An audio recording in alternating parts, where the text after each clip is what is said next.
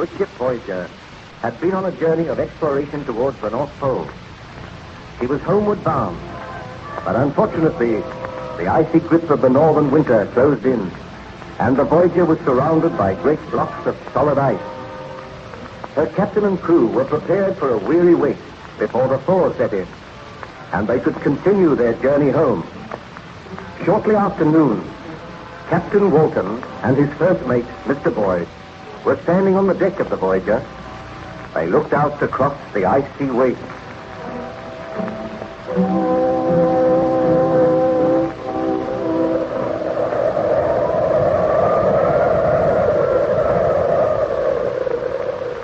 Well, Mr. Boyd, I think we will be here for quite a considerable time yet. There's no sign of a thaw setting in. The trouble is to keep the crew occupied, Captain. And they're beginning to grumble a good deal already. Well, give them as much work as we can. After all, we were prepared for something like this. We have ample supplies of provisions. I will take all responsibility for my men.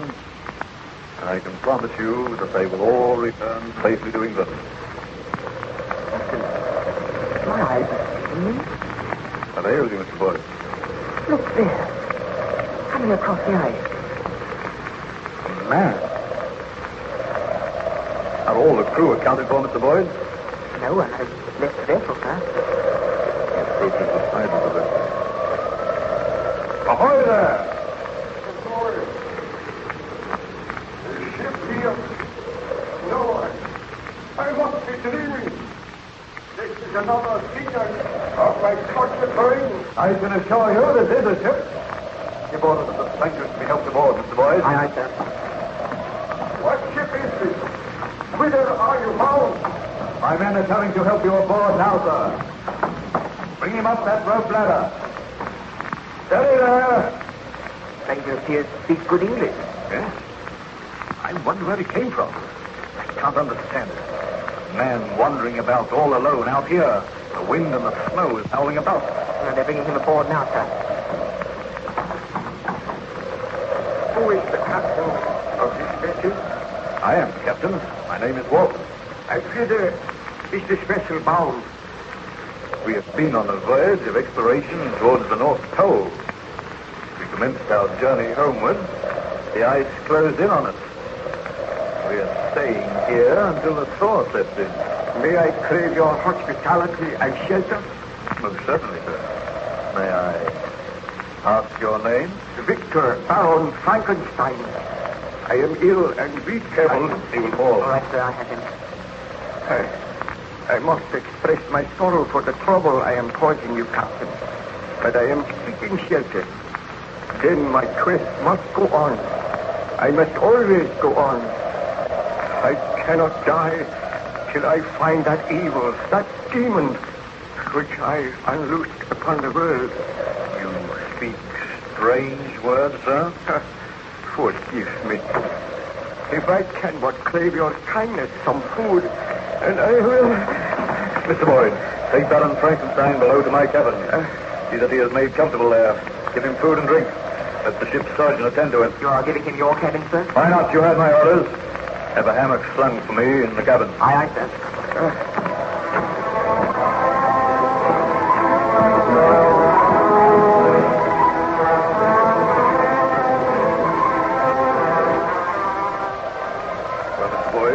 How does the stranger progress? We put him to bed, sir. He slept for quite a long time. He seems better now, but I think his mind is rambling. Why do you say that? Well, ever and anon he speaks of some demon, some fearful monster. He peers through the porthole. We had to use force on one occasion to persuade him to return to his bed. Strange. Perhaps his wanderings have deranged his mind. Do you think it is safe to leave him without a guard? Do you think we should take the precaution of locking your door, sir?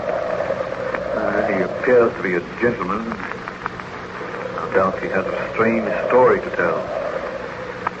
Has he mentioned anything which might supply a key to this mystery?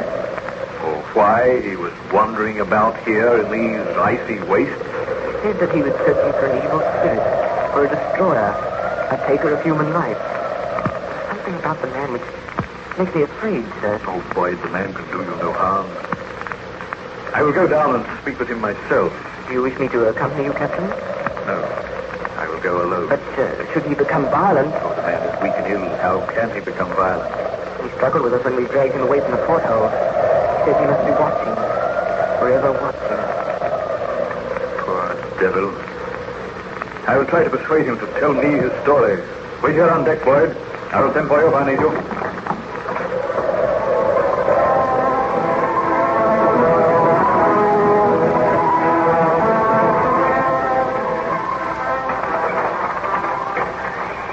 Pardon my intrusion, Baron Frankenstein. I came to inquire after your health.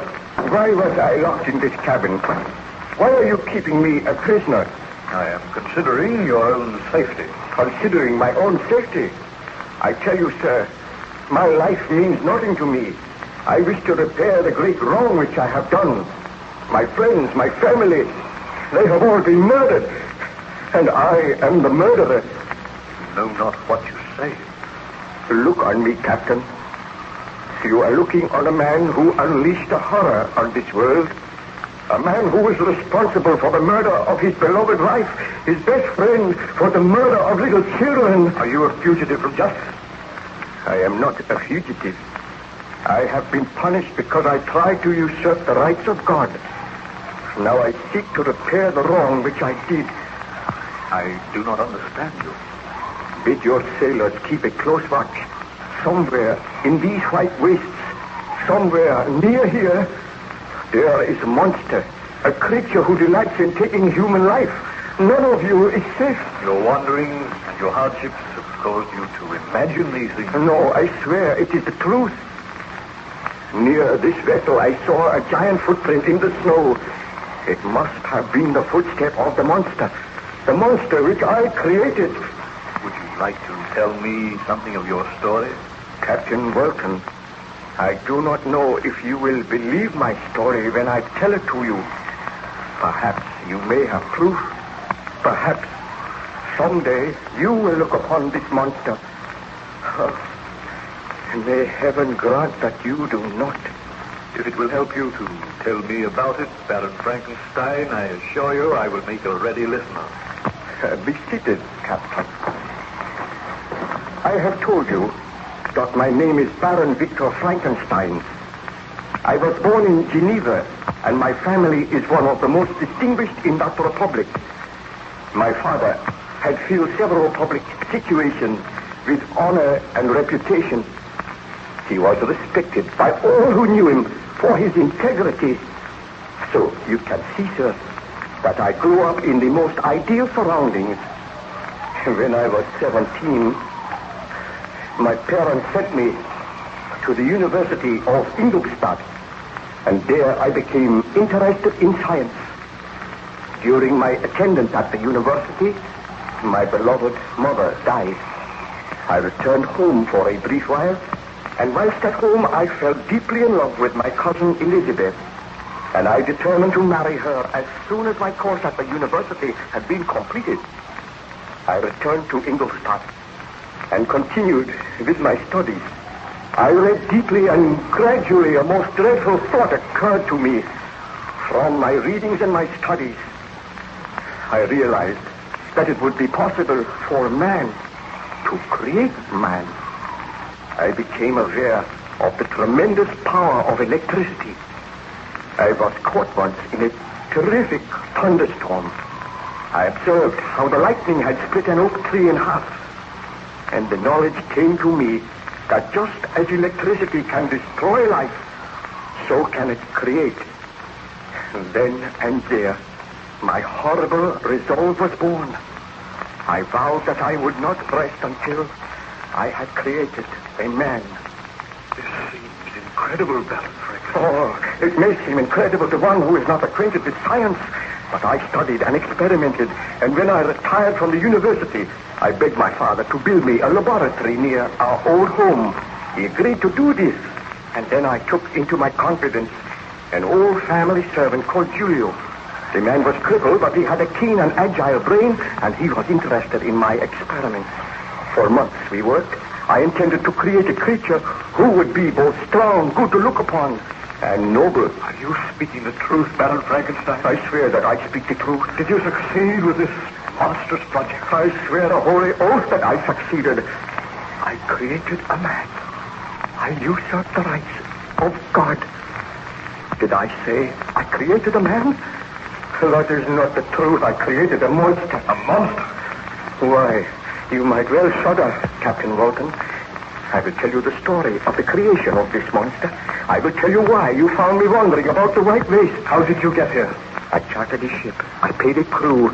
We were wrecked upon an iceberg and all perished save one person.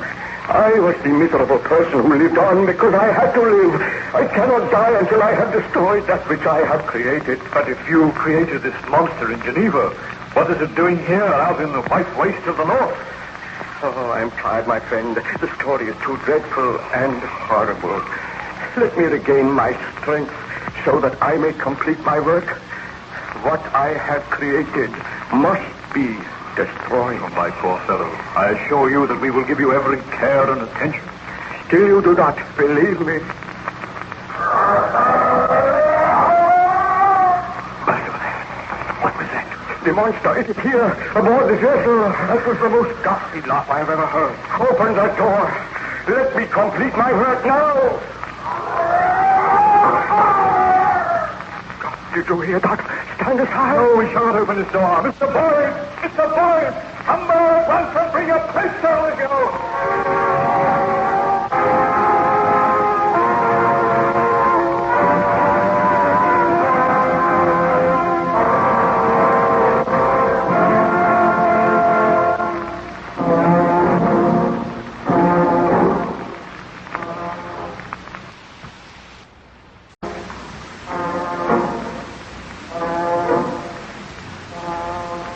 The good ship Voyager was held fast in the northern ice pack.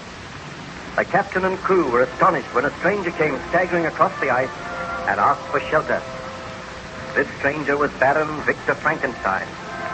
He was placed in the captain's cabin, and then he commenced to tell his story. Shortly afterwards, however, a ghastly laugh was heard outside the cabin door. Frankenstein weakly attempted to get out of bed, but the captain pushed him back and called to the first officer to come to his aid.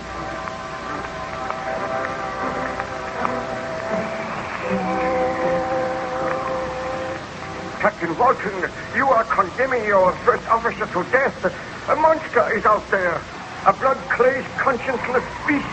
Or let me go. Oh, weak and ill. You can do nothing, Baron Frankenstein. Captain, what happened? Did you bring a pistol? Yes, from the factory. I came down the companionway. Is there anyone out there now? No one, sir. Very well. I shall unlock your door. Now come in. What did you see? Tell us what happened. I heard the captain calling, and I dashed down the companionway. Then, out of the darkness, a huge figure seemed to leap at me. I was knocked aside. When I arose, there was no sign of anyone. I dashed up on deck again. There was no one there. The man on watch reports that he saw nothing. The monster was here. You are lucky to be alive. I believe your story now, Baron Frankenstein. I created that monster, and I must live until I kill him. That is my sole task on this earth. What I created, so I will destroy. What does he mean, sir? It is a strange story, Mr. Boyd. The Baron Frankenstein is too exhausted to talk anymore tonight. Pray remain in the bunk, Baron. I must try to get to sleep. I must recover my strength. I must have strength enough to kill the monster. You shall have every care and attention here. I will place a man on guard outside your door. I do not think the monster will return tonight. The storm has become worse. The blizzard is raging now. It would be difficult for anyone to live out there. Let us trust that this monster perishes in the storm. I am to be called if any sign is seen of him. In the meanwhile, let me sleep. Then on the morrow, if I feel refreshed, I will tell all my story, Captain Walton. Very well, Baron Frankenstein. Mr. Boyd, you will go up on deck now, and you will arrange for 2 men to stand guard outside this door. I will share your cabin with you tonight. Aye, sir. I bid you good night, Baron Frankenstein.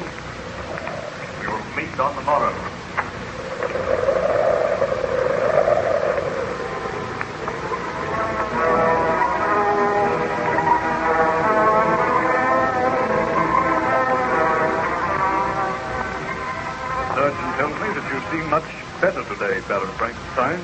Captain. I feel much better. Was there any sign of the monster during the night? Nothing was seen. Please be seated. I know that you are interested in my story and you are puzzled by these strange happenings. I am extremely puzzled. Well, I told you that after I left the university, my father built a laboratory near our house. Each day I used to spend hours in this laboratory working with my servant Julio. Day after day, I read and studied so that my great experiment would be a success. Sometimes by night, Julio and I would visit graveyards to exhume freshly buried bodies. I was going to make a man, and the creature of my making was to be beautiful. I slaved and labored, neglecting my family and my friends, neglecting my fiancée, Elizabeth. It so happened that at that time, my greatest friend, Ernst Claval, came to stay at our home. He had been at the university with me, and he had a vague inkling as to the nature of my experiment. However, I had become sullen and morose.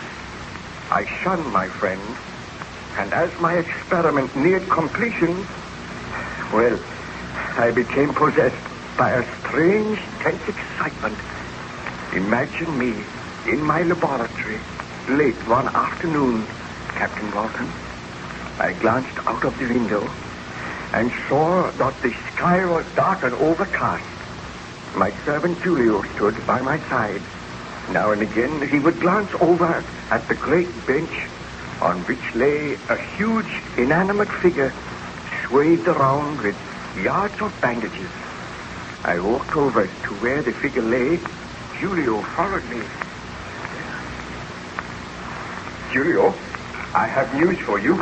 I think that tonight we'll see the end of our work. Do you mean that the figure will come to life tonight, my master? I hope so. If the threatened thunderstorm takes place, there will be sufficient electricity to bring light to this inanimate mass. Look at it, Julio. At present, it is a lifeless mass shaped in the form of a man. For months, we have worked over it. Tonight, if the storm breaks, we shall raise this figure to the top of the tower in the laboratory, and there it will stay for 1 hour while the thunder crashes and the lightning flashes. Then we shall lower the body onto this bench once again. The wrappings will be taken off, and who knows? I may have created a man. Think of it, Julio.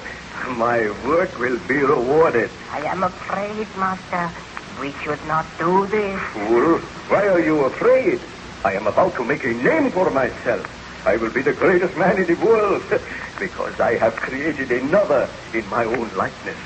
Throughout the centuries, men have tried to do this, but I will succeed. I know it. You may not be meant to succeed.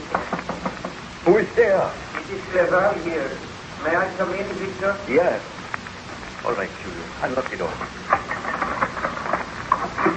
Oh, thank you. I wondered if I might watch you at work. Ernst, the time is right now for you to share my secret. My experiments are almost at an end. I suspect the nature of your experiments, Victor, and I almost dread to ask if my suspicions are correct. Look on this bench. Tell me what you see, Ernst. A huge, inanimate figure swathed around with bandages. My creation. Tonight, this figure shall have life. Victor, you must not do it. Man is not meant to do that. Oh, you are like Julio. He is also afraid. I want to speak with you privately. Bid Julio be gone. You may go, Julio, but be here tonight at 7 o'clock. We shall wait for the storm to break. The clouds are banking up now. I will obey you, my master. Victor, your life is bound up in this strange experiment, which I do not think for one moment will succeed. But might I point out that you are in love with a very beautiful and charming girl. You are neglecting her, and she feels this neglect keenly. Cleval, my friend, I know that I have been neglecting Elizabeth, but she will be proud of me, proud to marry me. I will be hailed as the greatest scientist the world has ever known. I beg of you to desist in this experiment. Do not try to bring life to this body tonight. Destroy what you have already done, Then marry Elizabeth and go away somewhere for a long holiday. You do not look well, my friend. Oh, I have been working too hard. But you ask too much of me, Ernst. I cannot give up my life's work. Do you love your work more than you do Elizabeth? I love Elizabeth very dearly, but I must do something with my life. I have always wanted to be a great scientist. My discovery will revolutionize the world. It will be possible to make men. Do you not understand? It is not possible. Experiments like this are not meant to succeed. You are usurping the right of God. Ernst, you are my best friend. You cannot seriously ask me to give up this work. I am going to ask you to be here in this laboratory with me tonight to watch as I unbind the bandages from this figure and to know that my experiment has succeeded. Very well, Victor. Since you insist. But I do think you should take Elizabeth into your confidence. Let her come here tonight. Oh, she will be afraid. We will all be afraid. But without wishing to dampen your ardor, let me assure you that I do not think this experiment will succeed. We shall see. Well, come with me now. Speak to Elizabeth. Tell her that you have been neglecting her and ask her to be present tonight. I will do that. We will go and seek out Elizabeth now. Well, Captain, I sought out my fiancée. I told her the truth. At first she was horrified, but gradually she became interested, and she consented to be present in the laboratory that night. After dinner, the storm developed rapidly. The thunder roared, and there were great streaks of forked lightning. Together, Elizabeth, Ernst, and myself went to the laboratory. There we found Julio awaiting us, and I led the way to the bench on which lay the inanimate figure. When we reached the bench... Well, my friends, I feel that you are about to witness one of the most extraordinary things in the annals of the world's history. Before you see a great inanimate figure entirely covered in bandages. By means of pulleys, Julio and I will raise that figure to the top of the tower, where it will remain for an hour. Then we will lower it, and I think the figure will have life. No, you cannot do it, Victor. You must not. I am afraid. Elizabeth, you said you had confidence in me. Will you promise me this, Victor? If the experiment is a failure, will you marry me and let us go away together? Never attempt to do this again. It is madness. I promise that if the experiment is a failure, I will discontinue all attempts. Now, does that satisfy you, Elizabeth? It does. Oh, do not worry, Elizabeth. I feel sure that this experiment cannot succeed. You hope it does not succeed, Ernst, but we shall see. The storm is at its height now. Come, Julio. Help me to place the body on the lift. Now, careful. Roll it over. Victor, I beg of you, do not do it. Quiet, please. Now, Julio, pull the ropes and I will assist you. Pull. See, my friend, the body is going up to the tower. There it will be exposed to the full fury of the storm. Watch. The lightning frightens me. But this is a dreadful storm. The body is in place now. It will remain there for an hour. We must be patient. We will wait here. And in an hour's time, I will lower the body, unwrap the bandages, and perhaps I will have creation. Please proceed, Baron Frankenstein. Tell me what happened. I can tell you no more today, Captain. I am weary now, and the memory of the past upsets me. Please be patient. I will be patient. I will leave you to rest now, but I will return later, anxious to hear the remainder of your story.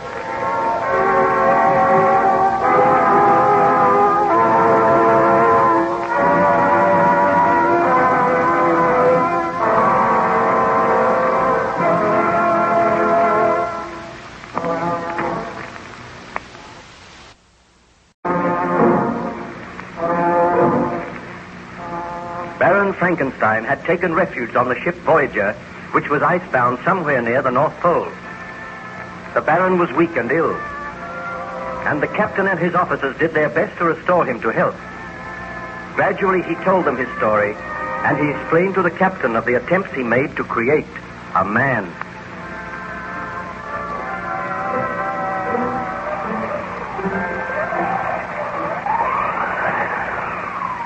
Do you feel able to tell me any more of your story now, Baron Frankenstein? Somewhere out in those white wastes, there is something which must be destroyed. The thought of it is driving me mad. If only I could regain my strength. If only I could continue my quest. Please do not distress yourself. The surgeon tells me that you are making an excellent recovery. I want to hear about your great experiment. Well, I told you how my fiancée, Elizabeth, and my friend Ernst Claval and myself waited in the laboratory during the violent thunderstorm, while up above us, exposed to the full fury of the storm, lay the lifeless body which I had made. For a full hour, we watched, and everyone seemed to be agitated. My servant Julio crouched in a corner, and ever and anon cast fearful glances up above. At last the hour passed, and I motioned to Julio to move over towards the pulley. Ernst and Elizabeth followed me, and I said, "Come, Julio. The body has been there for a full hour now. It is time to lower it." My hands are trembling with excitement, for soon I shall know whether I have created a man. Stop. I make one more appeal to you, Victor. Do not proceed with that experiment. When you bring that body down, I beg you to destroy it. After experimenting on it for months and months? Oh, what you ask is too much. I also add my pleas to those of Elizabeth. Well, I must turn a deaf ear to your pleas. Help me with this pulley, Julio. I will, my master, but I am afraid the devil stalks abroad tonight. Ah, that is nonsense. I am a scientist. I am conducting an experiment. Now lower it gently. The storm seems to have abated a little. I seldom remember a worse storm. The thunder is still pealing. It is a fitting night for devil's work. This is not devil's work, Ernst. It is an achievement in the field of science. Now, roll the body out of the lift. Come on. Gently, Julio. Over here. Fast time. Close, all of you. What are you going to do? I'm going to unwrap the bandages. We'll start here. Nothing will happen. Nothing can happen. Oh, I feel that I must pray. Please do not let this creature have life. We should all pray. It is not too late to stay your hand, Victor. I feel sure that I am on the verge of success. I am removing the wrappings now.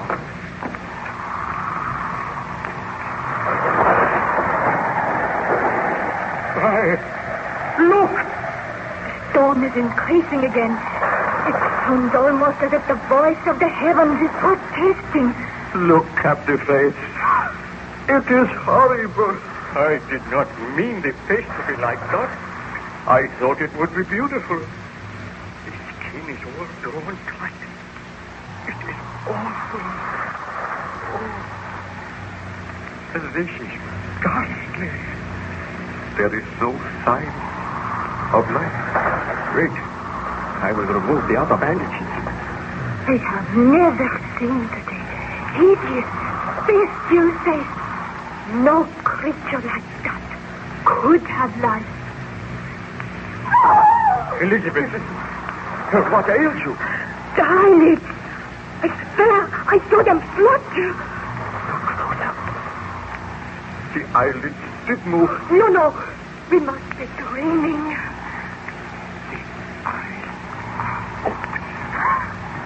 The horrible creature is looking at us.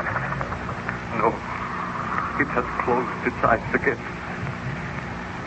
Julio, darken the room. The light is too strong. My master, let me take this hammer. Let me destroy the creature. You heard my orders. Lower the lights. I will obey.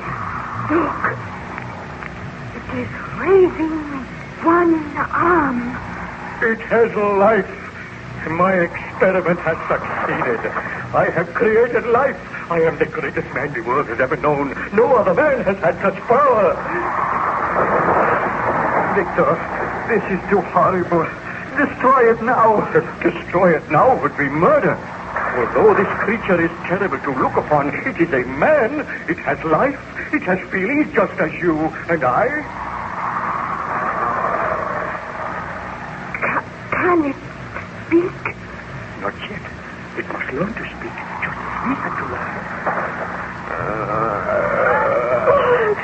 That awful noise. What are you going to do, Victor?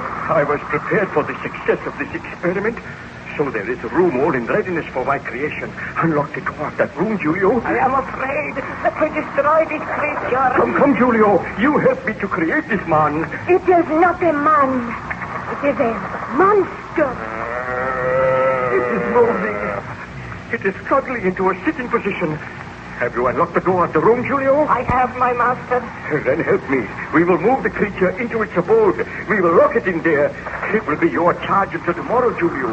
Remain here in the laboratory. Remain just outside the door. Do not enter the room yourself, and do not let anyone else enter. I will obey. Oh, this is my creation. A man which I made with my own hands. The creature seems to be able to focus its eyes now. It is looking straight at me. Oh, it looks awful. I shall train it myself. Come, take the other arm, Ernst. Let us help it to walk across the room. No, I cannot touch it. There is much I would do for you, Victor, but I cannot touch that monster. I feel that I am going mad. There is no need to be afraid. The creature is helpless. It can barely walk. You help me, Julio. Take the other arm. No, do not make me touch it. Do as I say. Look, I have taken one arm. Now, help it off the bench.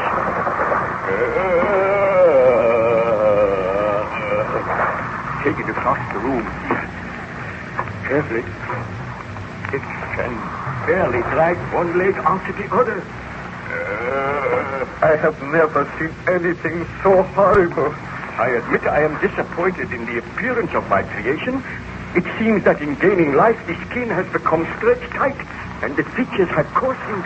Still, the creature has life, and that's the main thing. Now we will place it in this room. Careful, Julio. Now, help me get it off the bed. Its head is not big enough. The creature seems to have become taller and bigger. That is the extraordinary thing. Probably caused by the electricity. Leave it on the bed. Now come outside. I will lock the door. You take the key and keep it, Julio. I am glad the door is locked. I feel safer now. I feel a strange and almost overpowering sense of triumph. In my wildest dream, I had not hoped for success. And I... Victor? He has fainted. No. I felt strangely weak. Help me to get out of here. Let me go to my room. Baron Frankenstein, your story seems extraordinary. What became of the dreadful monster which you created? I felt weak and ill that night, and Elizabeth and Ernst helped me to my room. There, I fell into a deep and troubled slumber. I awakened in the morning to find both Ernst and Elizabeth standing by the side of my bed. As soon as I saw them... Ernst? Elizabeth, what are you doing here? We were worried about you. Oh, I remember now. My great experiment was a success. I must go to the laboratory at once. Victor, I beg you to destroy that creature. Just as you gave it life, so you can take that life away. I know that you will never be happy while the creature lives, and I know that I can never be happy. For the sake of the love you bear me, for the sake of the happiness which we desire, I beg you to destroy the creature. Elizabeth is right, Victor. Your experiment was not altogether a success. You hoped to make something beautiful, and the result has been a hideous monster, a monster which you cannot unleash upon the world, or it will be forever upon your conscience. Perhaps you are right. I know we are right. Please, Victor, if you love me, you will do what I ask. Well, I will dress at once, and then I will go over to the laboratory and make arrangements to do away with the monster. You shall come with me. I will not go. I will go with you, Victor. Good. Then if you wait for me downstairs, I will join you. It seems that you regretted your somewhat rash experiment, Baron Frankenstein. I did, Captain Walton. And I feel happier when I had made up my mind to destroy my creation. I dressed hastily and went downstairs, where I found Ernst waiting for me. We walked across to the laboratory and entered the room, and then I called for Julio. Julio! It is strange that he does not answer. I ordered him not to leave here. Look, the door of the room where you put the creature. There is no door there. It is wrenched off its hinges. What could have happened? Look, there in the corner. What is it? Let me see. Why, it is the broken body of Julio. The broken body of Julio? Yes, look for yourself. Oh, this is horrible. Let me look in that room. Is there anyone there? The room is empty. I am too late. The monster has escaped, and in so doing, he has murdered my servant. I have unleashed the horror upon the world. I can speak no more of the matter at present, Captain Walton. The memory of that horror is still too vivid. I beg of you, let me rest now. I will let you rest, Baron Frankenstein. I feel that I have not the right to sleep. I should not rest. But I must regain my strength. Try and sleep now. I will send the ship's surgeon to you, and tomorrow I will come and speak with you again.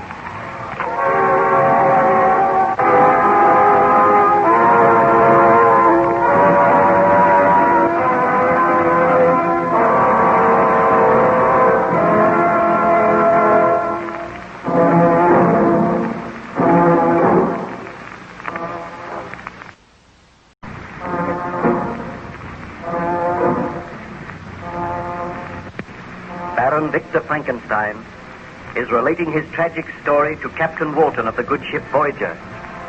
The vessel is icebound somewhere near the North Pole. Frankenstein is taking shelter there. He told the captain of the creation of the monster and of events leading up to the monster's escape and the murder of Julio.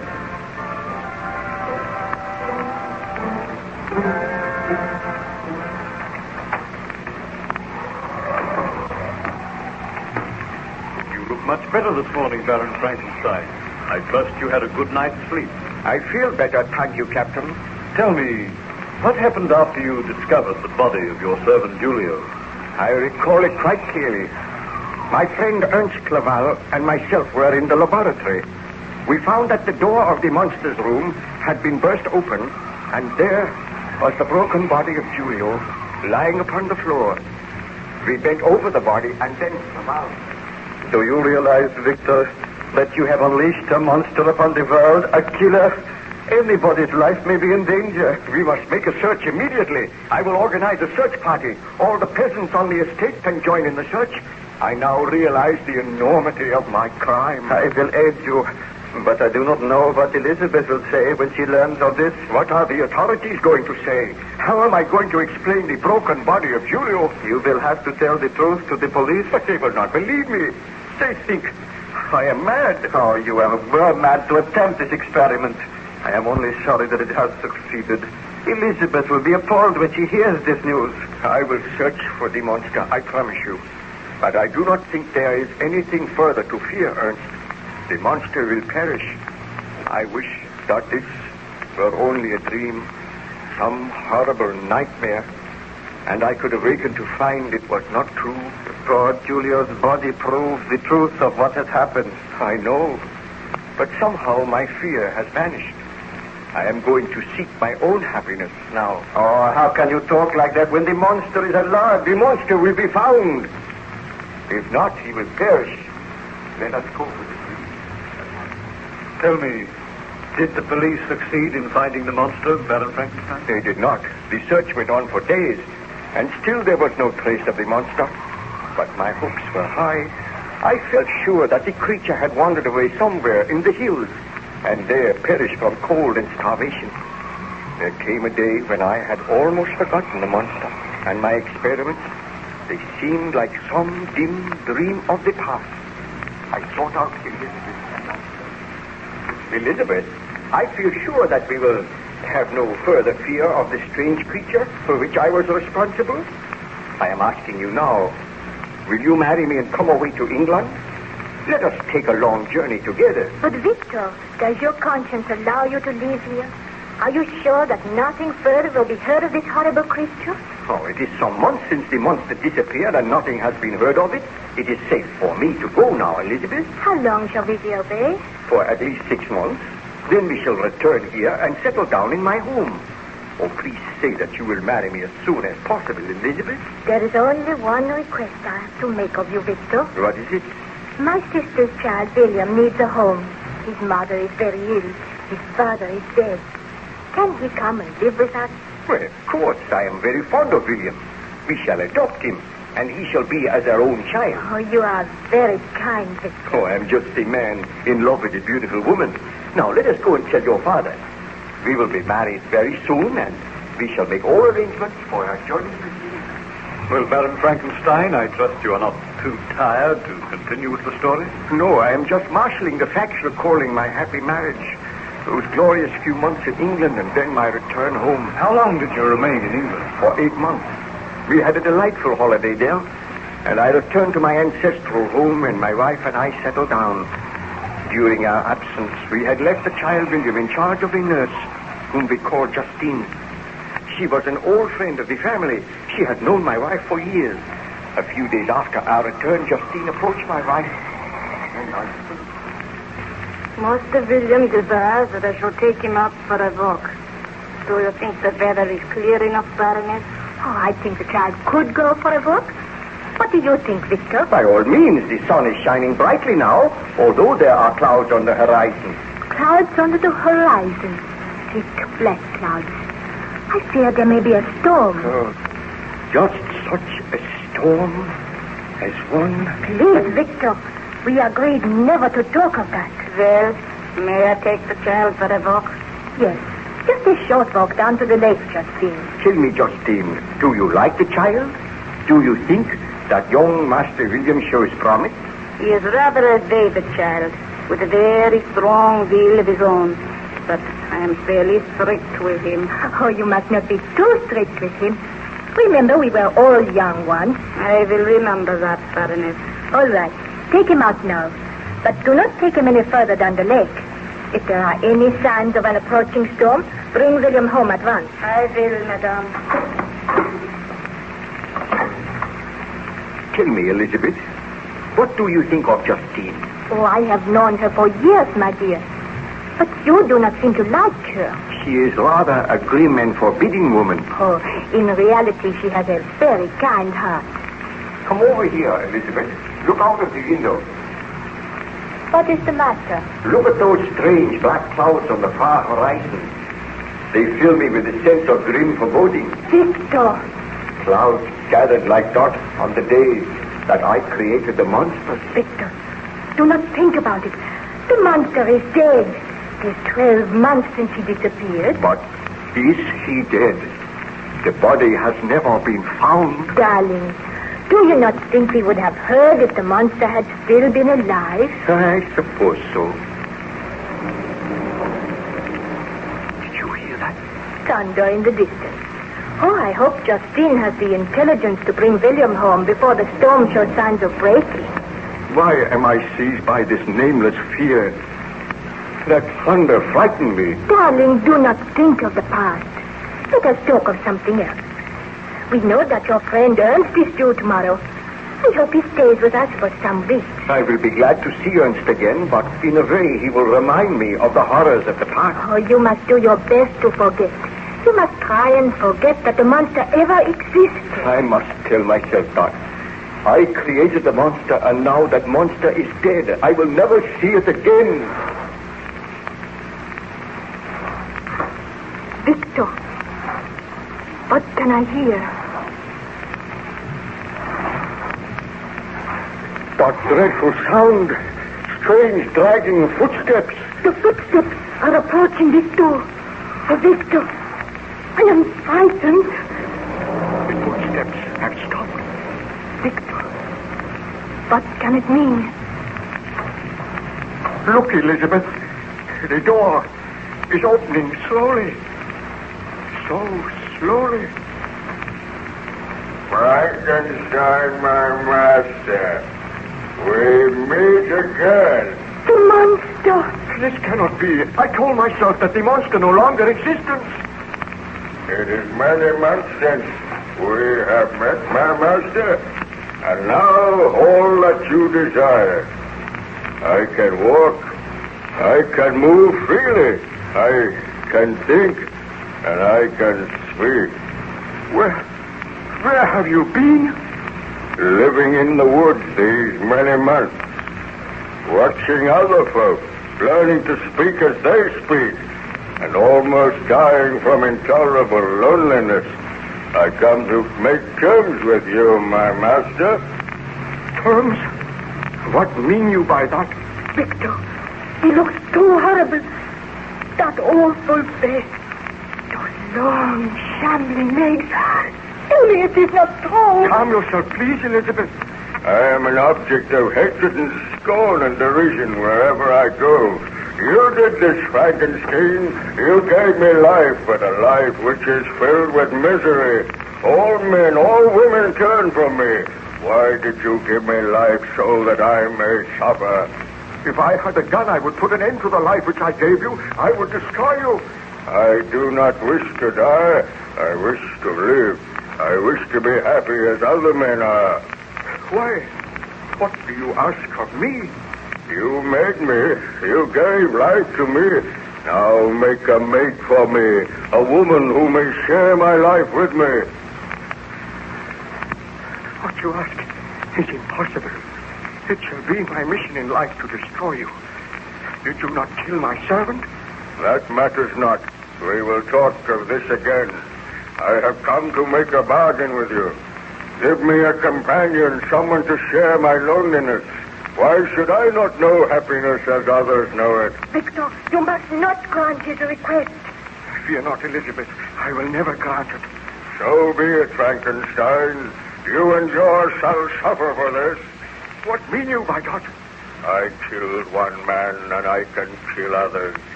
And unless you heed my demand, unless you fashion for me a mate, then you and all your family will suffer.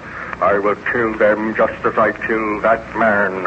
I will kill all who stand in my path. I will leave a trail of death and destruction wherever I go. But I will not kill you. You shall live on until I bend you to my will. The creature shall rule the master. Foul monster. I shall kill you now. That puny American. Victor, be careful. He is not dead. He laid his hands on me, and I hurled him away. Rise to your feet, Frankenstein. I am powerless to destroy the thing which I created. You are powerless. We shall meet again. You have refused my demand, but you shall hear from me. Farewell, Frankenstein. Victor, do not go after him. He will kill you. Elizabeth, what can I do? You heard his threat. Let us gather the villagers together so that by uniting we may destroy him. One man cannot prevail against him, but many will succeed in killing him. You are right, Elizabeth. I swear that the monster of my creation shall die tonight. Did you succeed in finding the monster that night, Baron Frankenstein? Ask me no more now, Captain Walton. I am tired. I must not overtax my strength. Let me rest now.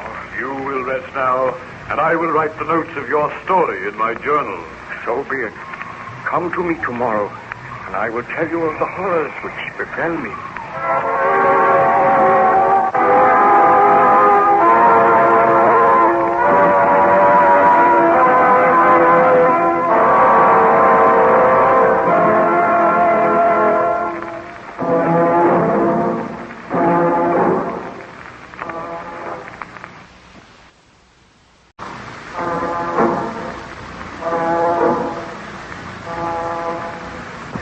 Baron Frankenstein is taking shelter in the good ship Voyager, where he is the guest of Captain Walton. While the Voyager was icebound, Frankenstein told the captain some of his tragic story. He told of the creation of the monster, of its escape and return.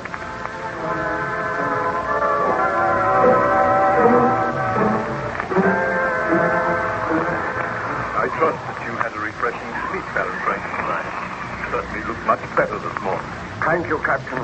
I slept very well, and I feel that my strength is gradually returning. I am glad to hear that. Do you feel inclined to tell me some more of your story? Well, I remember telling you how the monster had returned. He had learned to speak, and he begged me to make him a mate. Yes. One cannot help feeling a little sorry for him. I know what it is to be bitterly lonely. I also know, but the monster rushed out of the house when I refused. My wife and I discussed the matter. I sent for the burgomaster and begged that his officers would look for the monster. Some little time later, the storm burst in all its fury. The rain came down in torrents, and the thunder roared. My wife approached me anxiously. Victor, do you know that Justin has not brought little William home yet? I had almost forgotten about them, Elizabeth. Are you sure they have not come home? I have searched the house. I have asked the other servants, and they have seen no sign of them. Dear, this is most disturbing. You instructed the woman to come home before the storm burst. They have been out for a long time. Do you think we should go and look for them? They only went to the edge of the lake. Surely they cannot be far away. I am worried, Victor. You know the monster is loose out there. Suppose that he were to attack William or Justin. Oh, there is no fear of that. Undoubtedly, Justin and William are taking shelter somewhere. I hope that you are right. Victor, see, you have returned. Where is William? How can I tell you? Victor, where is William? I took him to the lake, and I was playing with him there. He ran away from me. He went into the woods. It took us a long time to find him, but I failed. I called his name time and time again, but there was no reply. Storm burst. I became panic-stricken. I have been out in the rain searching for him. I fear that he may have fallen into the lake. Victor, you must go at once. Find the burgomaster and his men. Tell them to forget about the monster. They must find William. I will go now. Have hope and courage, Elizabeth. I am sure that I will find William somewhere. Madam, how can I ask your forgiveness? I swear that I meant no harm to come to the child. You should have stayed with him, Justin. If any harm has come to me, I will never forgive myself. Well, go and change your clothes. You are wet through, and then come down here. We will wait patiently for Baron Frankenstein to return. Ah, Victor, you have not gone I yet. am taking some of the servants with me. I have left word here that if the burgomaster and his men return, they are to look for William. Wait for me, Elizabeth. I will return as soon as possible. Well, Baron Frankenstein, did you succeed in finding the child? Well, for 2 hours I searched, taking my faithful servants with me. We wandered through the woods, calling the child's name, but there was no reply. At last, somewhat dispirited, I returned home to find my wife and Justine waiting for me as soon as I entered. Victor, is there any news? Did you see any sign of William? Not a sign. He must have fallen into the lake, and it was my fault. Victor, I am distracted. What can have become of William? I do not know, my dear. Did the burgomaster return? He has not been back yet. The storm is abating. Yeah, it is passing. We will continue our search all through the night. Listen. I hear men's voices. So the burgomaster is returning. Bring him in here, Justine. As you command, Baron Frankenstein. Oh, I blame myself for this in a way. Victor, we should never have allowed Justine to take William out today. She should have taken better care of him. She should never have allowed him to stay out of her sight. What is that? A woman screamed. Victor, what can it mean? Burgomaster, what has happened? Who screamed? I am calling to tell you, Baron Frankenstein, that a tragedy has occurred. My men have found the body of the child, William. William is dead? Yeah, the girl Justine saw his body when we were carrying it in. My men are holding her. Elizabeth, I do not know what to say to you. Burgomaster, tell us what has happened. I only know that we were searching for this monster of whom Baron Frankenstein spoke. During the course of our search, we looked through some rushes on the edge of the lake, and there we found the body of the boy, William. Oh. He was lying face downward in shallow water, and he was dead when we found him. Did you send for a doctor? Yeah, we did, but the doctor could not have helped in this case, Baron Frankenstein. Do you think the boy tripped and fell into the water? I think that he was pushed into the water. And I think Justine was responsible for the crime. Oh, no, you must not say that. You have been away, both of you.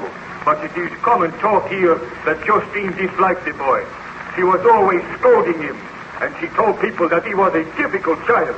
And we think that in a fit of rage, she pushed him into the water. Oh, I do not think that is possible. Well, let us have the girl in here and question her now. But my wife is grief-stricken. She need not remain here. Let me go and look at the body of William. I will send Justine to you. Very well, my dear. But do not distress yourself. Please go to your room and rest. I feel that I shall never be able to rest peacefully again. I will wait here with the burgomaster. Tell them to bring Justine in here. Very well, my dear. I know this is most distressing for you, Baron Frankenstein, but I have my duty to do. And if my suspicions are correct, then Justine will be arrested. Tell me this. Did you see any sign of the monster? Any huge footprints? No, we did not. The rain was coming down in torrents. No footprints would be left. Oh, bring Justine in here. Why have these men seized me? I have committed no crime. Hear me, girl. Is it not true that you were always scolding the child? He was a wayward child, and as he was in my charge, I had to correct his fault. You are a woman of unbridled temper, and at times you have been known to strike the child. Why, this is news to me, Burgomaster. She has been seen to strike the child. That is not true. That is true. Will you admit that at times you have struck him? Yes, I have struck him, but merely because he deserved it. You had no right to do that. Hear me, Justine. Is it not true that in a fit of rage, you pushed the child into the lake? That is untrue. I swear I did not push him into the lake. He ran away from me. He went into the woods, and I could not find him. You must believe me. We do not believe you. Baron Frankenstein, you know I would not kill the child. Address your remarks to me, Justine. Is it not true that in a fit of rage, you pushed the child into the lake, and then you were afraid of your mad act? You wandered around in the rain for hours and pretended you were looking for him. It is not true. Did you quarrel with him today? I was angry with him for running away from me, and I said I would slap him if I caught him. You terrified the child. I did not kill him. I am going to arrest you and charge you with the murder. You will stand your trial in due time. Baron Frankenstein, I appeal to you. I swear that the child came to no harm at my hands. I have served your family faithfully and well these many years. I did not murder William. You cannot believe it of me. I beg that you do not allow him to arrest me. Burgomaster, I think you are being rather hasty. I cannot believe that Justine pushed the child into the lake. It is my duty to arrest criminals, and I suspect her of having committed the murder. You are a stupid man. There is no proof that I did it. We will find proof. What has happened? Oh, Elizabeth, you have returned? I felt I wanted to know what was happening here.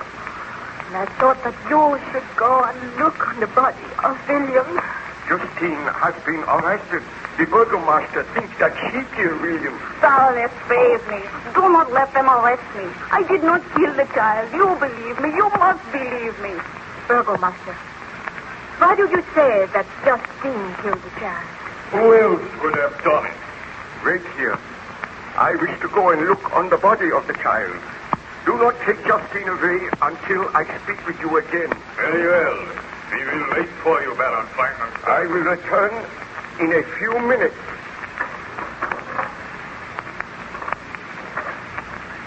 Now, Justine, it will be better for you if you tell the truth. If you confess, then there may be a chance of saving your life.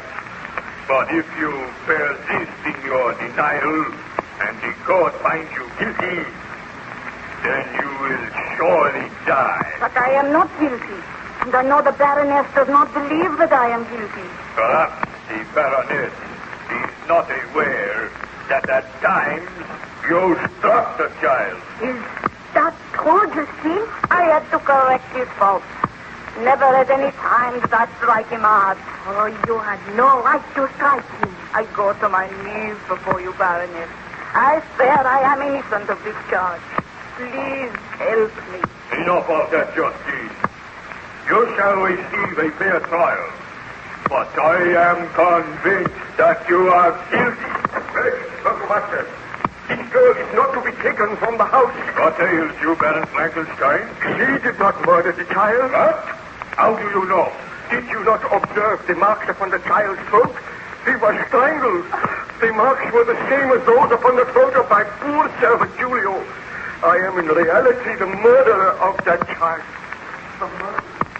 Baron Frankenstein, what tragedy you have faced. Well, even now, when I think of it, I feel that I loathe that devil. But I cannot die yet. Will you tell me some more of the story? Not now. Let me just rest for a while. Come to me later, and you shall hear further details of my tragic life.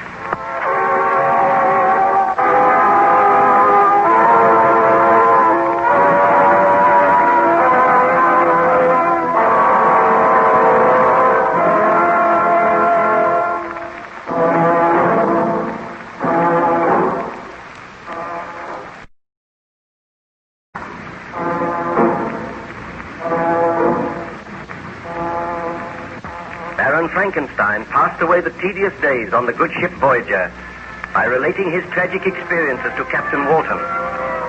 The Voyager was icebound somewhere near the North Pole, and day after day a howling blizzard raged. Captain Walton became worried, and the ice pack grew higher. He confided his worry to Baron Frankenstein.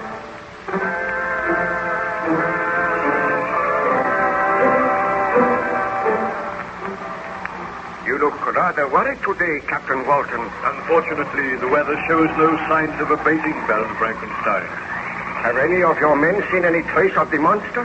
Has he attempted to visit the ship again? No one has seen any trace of it. Let us hope it has perished out there in the blizzard. I hope so, but I very much doubt it. Do you feel inclined to tell me some more of your story? Well, I have told you how the child William was murdered, and on examining the body, I formed the conclusion that the murder had been committed by the monster. I dashed back into the room where my wife and the burgomaster were waiting with Justine, and I told them that I was in reality responsible for the murder of William. They looked at me in some amazement, and then my wife... Victor, what are you saying? It is true, Elizabeth. The monster killed William, and I created the monster. He has done this for revenge because I refused to grant his request. Do you not agree with me that Justine was guilty of the murder? I swear that I am not guilty. You can release Justine. She is innocent. Burgomaster, did I not set you and your men to search for the monster? The monster which you say you created. A likely story, Baron Frankenstein. Understand, Burgomaster, that people do not doubt my word. I say that Justine is not guilty of this murder. Take your men, go and search for this monster. Then you will find the murderer. Had you examined the body closely, you would have seen the marks on the throat. I am sorry if I have given you offense, Baron Frankenstein. I was merely trying to do my duty. I appreciate that. Will you go now? Seek until you find this monster. Have no mercy. Shoot him on sight. We will do that. But of a truth, I have never seen the creature. Is it true that he is your creation? That you made him in a laboratory at the back of this house? It is true. Now go and do not question me further. Find him and kill him. Come, you men. There is much work to be done tonight.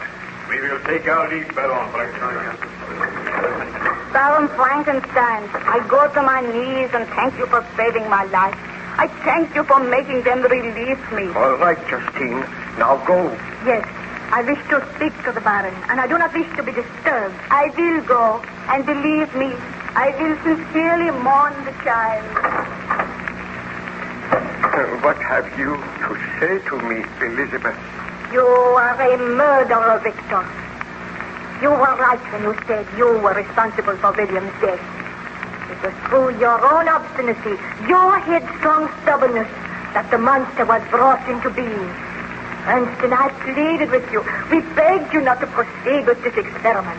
But you turned a deaf ear to our pleas. And as a result, Julio and William have been murdered. The murder is yours, and it will forever be upon your conscience. Oh, Elizabeth, please do not turn against me. Had you heeded me, had you really loved me, you would not have proceeded with your experiment. You would have married me and destroyed the form which you had made. But you were selfish. You wish to win fame. And what is the result? Oh, I hate you, Victor. Oh, Elizabeth, you do not mean that. That child's body lies in this house, mutely crying for revenge. And yet you stand here and try to justify yourself. What can I say to you, Elizabeth? Are you going to let that monster live? Are you going to let it roam the countryside, leaving a trail of death and misery? Why are you not out searching for it? Why do you not destroy this evil thing? Very well, Elizabeth. I admit that I cannot justify myself. I will go now, and I shall not return until I have slain the monster. No, Victor. I do not mean what I said. If you go out there, the monster may kill you. You have shown me my duty very plainly, Elizabeth. I will go, and I trust that I will return. You must not go, Victor. The shock and the grief caused me to speak like that. I do not hate you. I love you, and I want you to stay here. It is because of my love for you. I want to repair the great sin which I have committed. You cannot go. Remember, Ernest Corval is coming tomorrow. Tell him what has happened, and do not fear for me. Goodbye. Did you succeed in finding the monster, Baron Frankenstein? Well, I wandered out into the night. I walked through the woods. I traveled for miles until I was footsore and weary. But still I saw no trace of the being which I had created. And then, just as dawn was breaking, I came to a little clearing at the side of the woods. I looked around curiously, and then eventually I heard a woman sobbing. I hurried in the direction of the sound, and as I came through the woods, I saw a peasant's cottage. Outside the cottage, a woman was kneeling beside the body of a man. She was weeping bitterly. I approached her.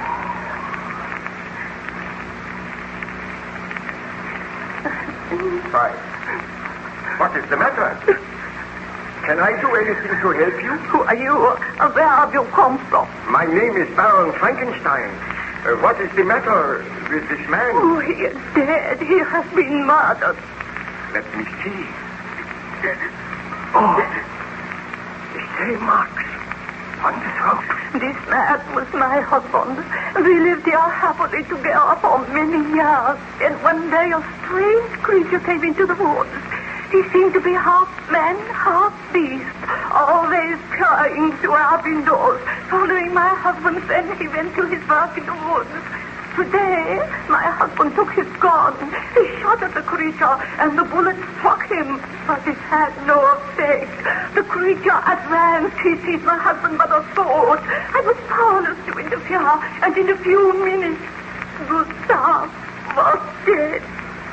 Then the creature ran into the woods, saying that all men were his enemies. Leaving a trail of death and misery. Oh, will you help me, sir? What can I do? I am so afraid. We will take your husband's body into the house. I will return to town and you shall come with me. It is not safe for you here. What is this strange creature? Where did he come from? He terrifies me. It will help me to carry your husband's body down gently now. Bring it in here. Come on, this way. We shall lay it on the couch. What can I do? Oh, Gustav, my husband. Take comfort. Although there is little I can say. Oh, listen. The monster approaches. Oh, we are not safe. We shall be killed.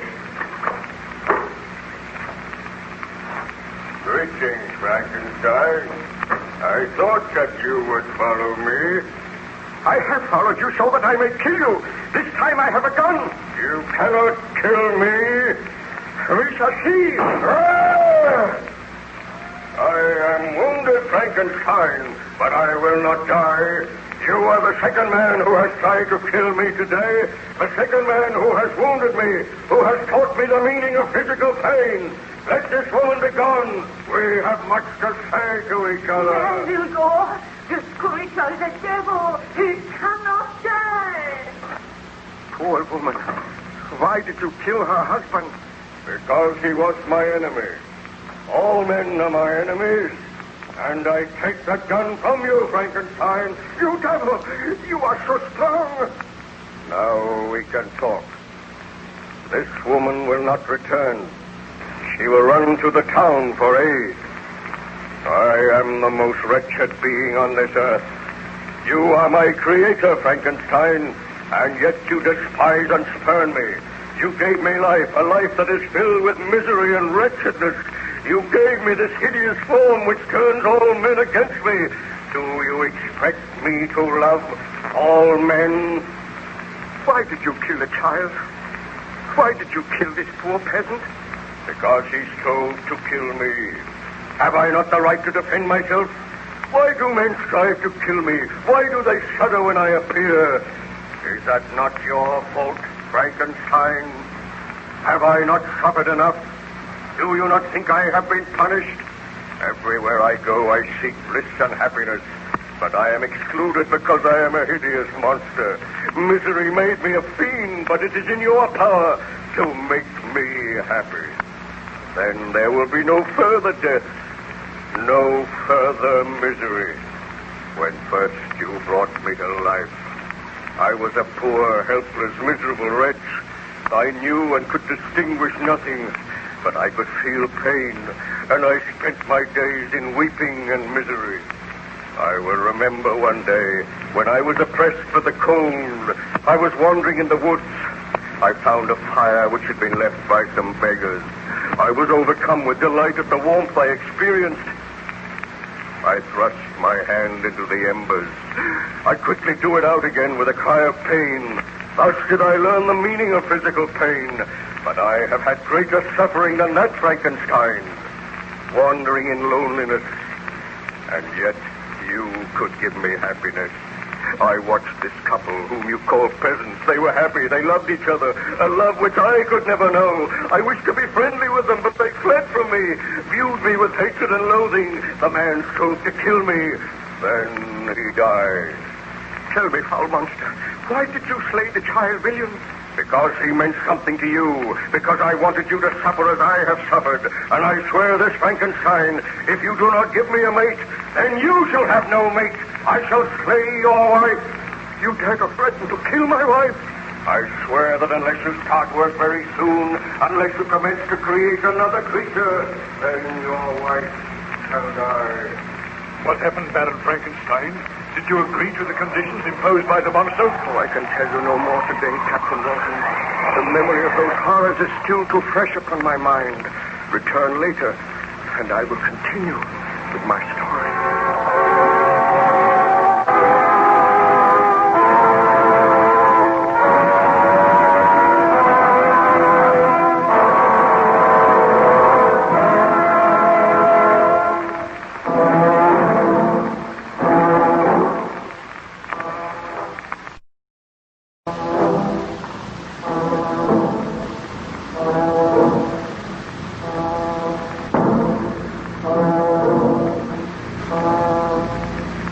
Frankenstein related his experiences to Captain Walton, the master of the Voyager, the vessel which was bound on a journey in polar exploration. While the Voyager was icebound, Captain Walton spent much time with Baron Frankenstein, who was gradually recovering his health.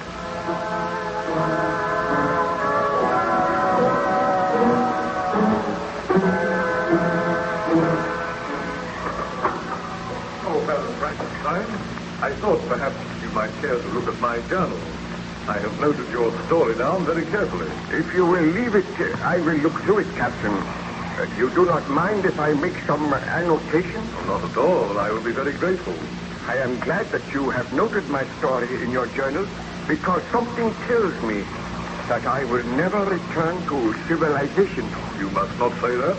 You are recovering splendidly. I know, but I dare not return until I am certain that the monster is dead. We know that he is somewhere out there in the white waste, waiting to wreak his foul vengeance on some defenseless human being. You will pardon my contradicting you, Baron, but we do not know that. I think the monster must have perished in the blizzard. What part of my story did I reach yesterday? You were telling of your conversation with the monster. You met him after he had murdered the peasant, and he threatened to kill your wife unless you created a mate for him. Yes. I sat there in the little peasant cottage, and I was horrified at the monster's words. He gazed at me for some time, and then... Foul monster, you seek to arouse my sympathy. Do you not know that you have turned my wife against me? Had I but heeded her advice, you would never have lived. I came to destroy you the day after your creation, but I was too late. You had escaped, and you had already taken a life. I will take no more lives if you will accede to my request. When I left your home, I wandered through the woods. And there I saw the child whom you called William. As soon as he saw me, he screamed and sought to run away.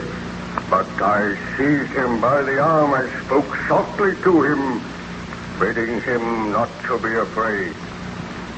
He told me that his uncle was Baron Frankenstein, and that I would be punished if I harmed him. At the mention of your name, I trembled with rage, and in a fit of black rage and despair, I killed the child.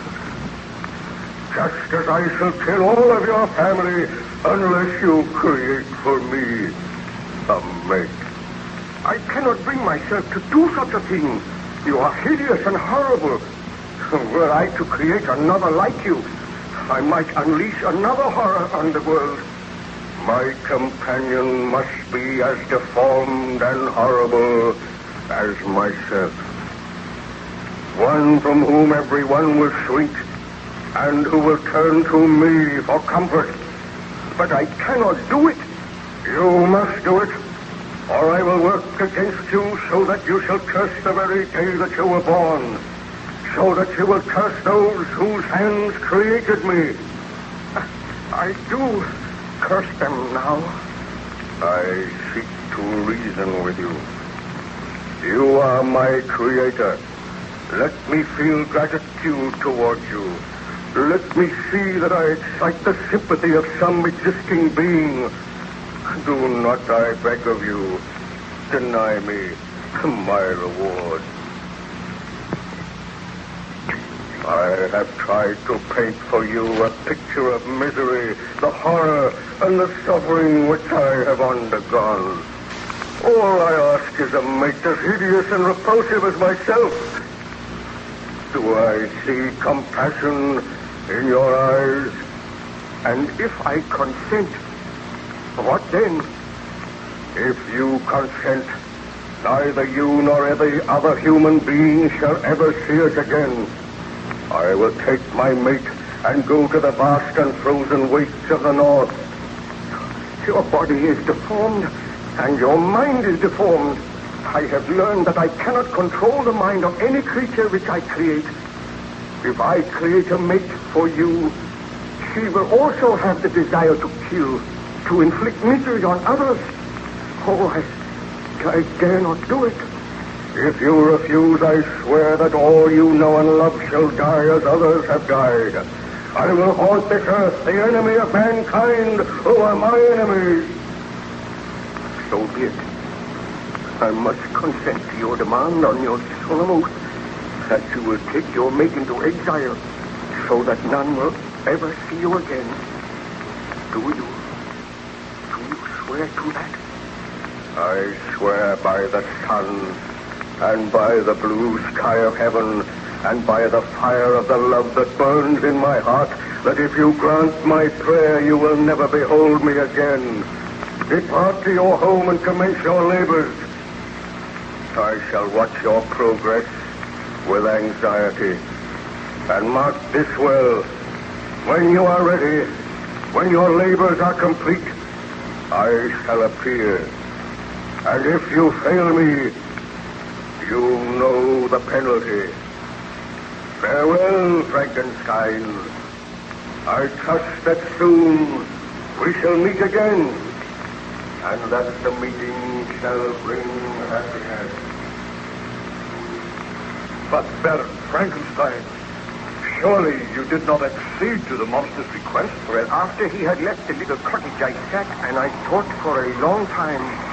I realized that he was a vile and horrible creature, and that he had demanded that I should create just such another creature. And my heart was heavy. With dragging footsteps, I returned home, where I found my wife and my friend Ernst Clerval awaiting me.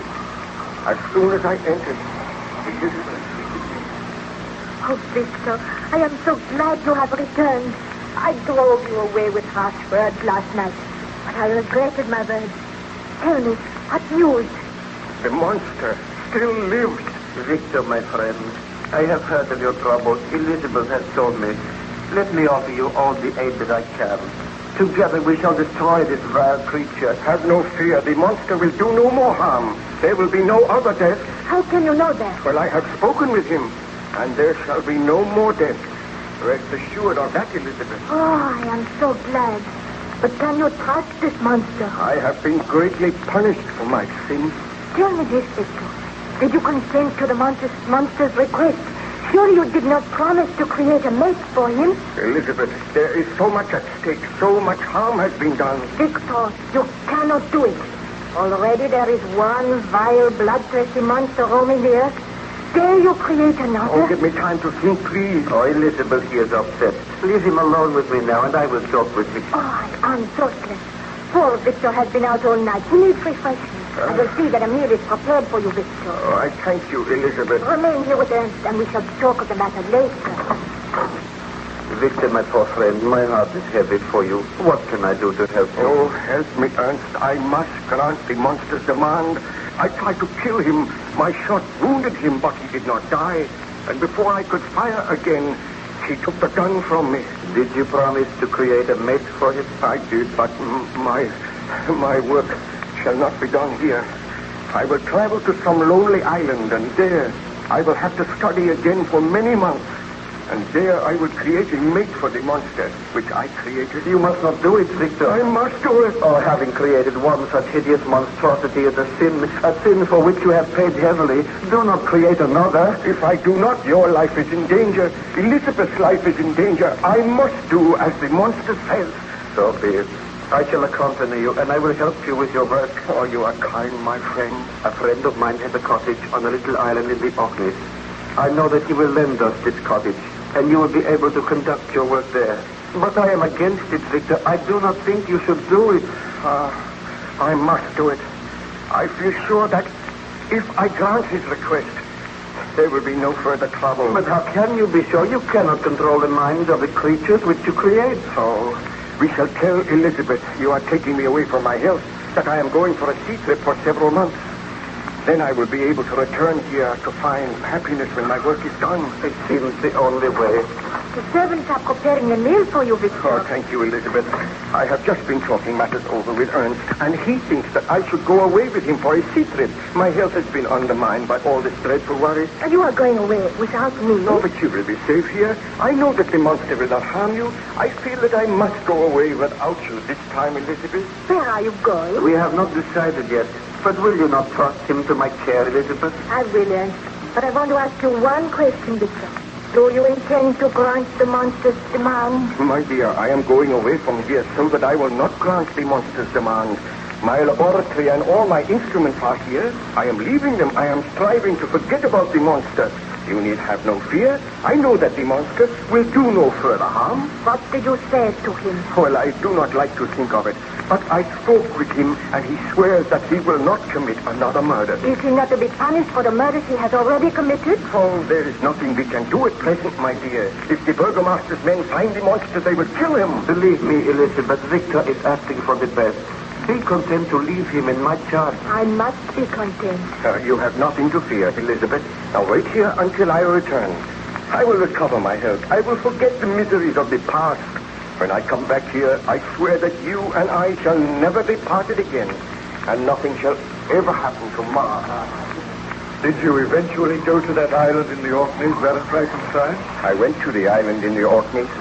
I will tell you of my experiences if you come to me again a little later, Captain Walton.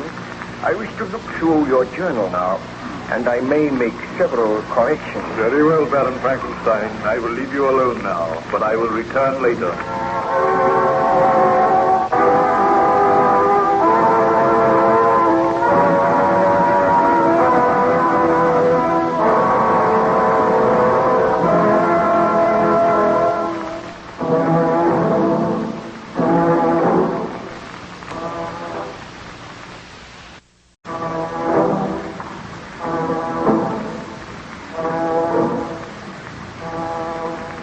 During his enforced stay on the good ship Voyager, Baron Frankenstein related his experiences to Captain Walton, who noted them in his journal. And it is owing to that journal that we are able to retell the strange experiences of Baron Victor Frankenstein. Each morning, Captain Walton used to visit Baron Frankenstein's cabin.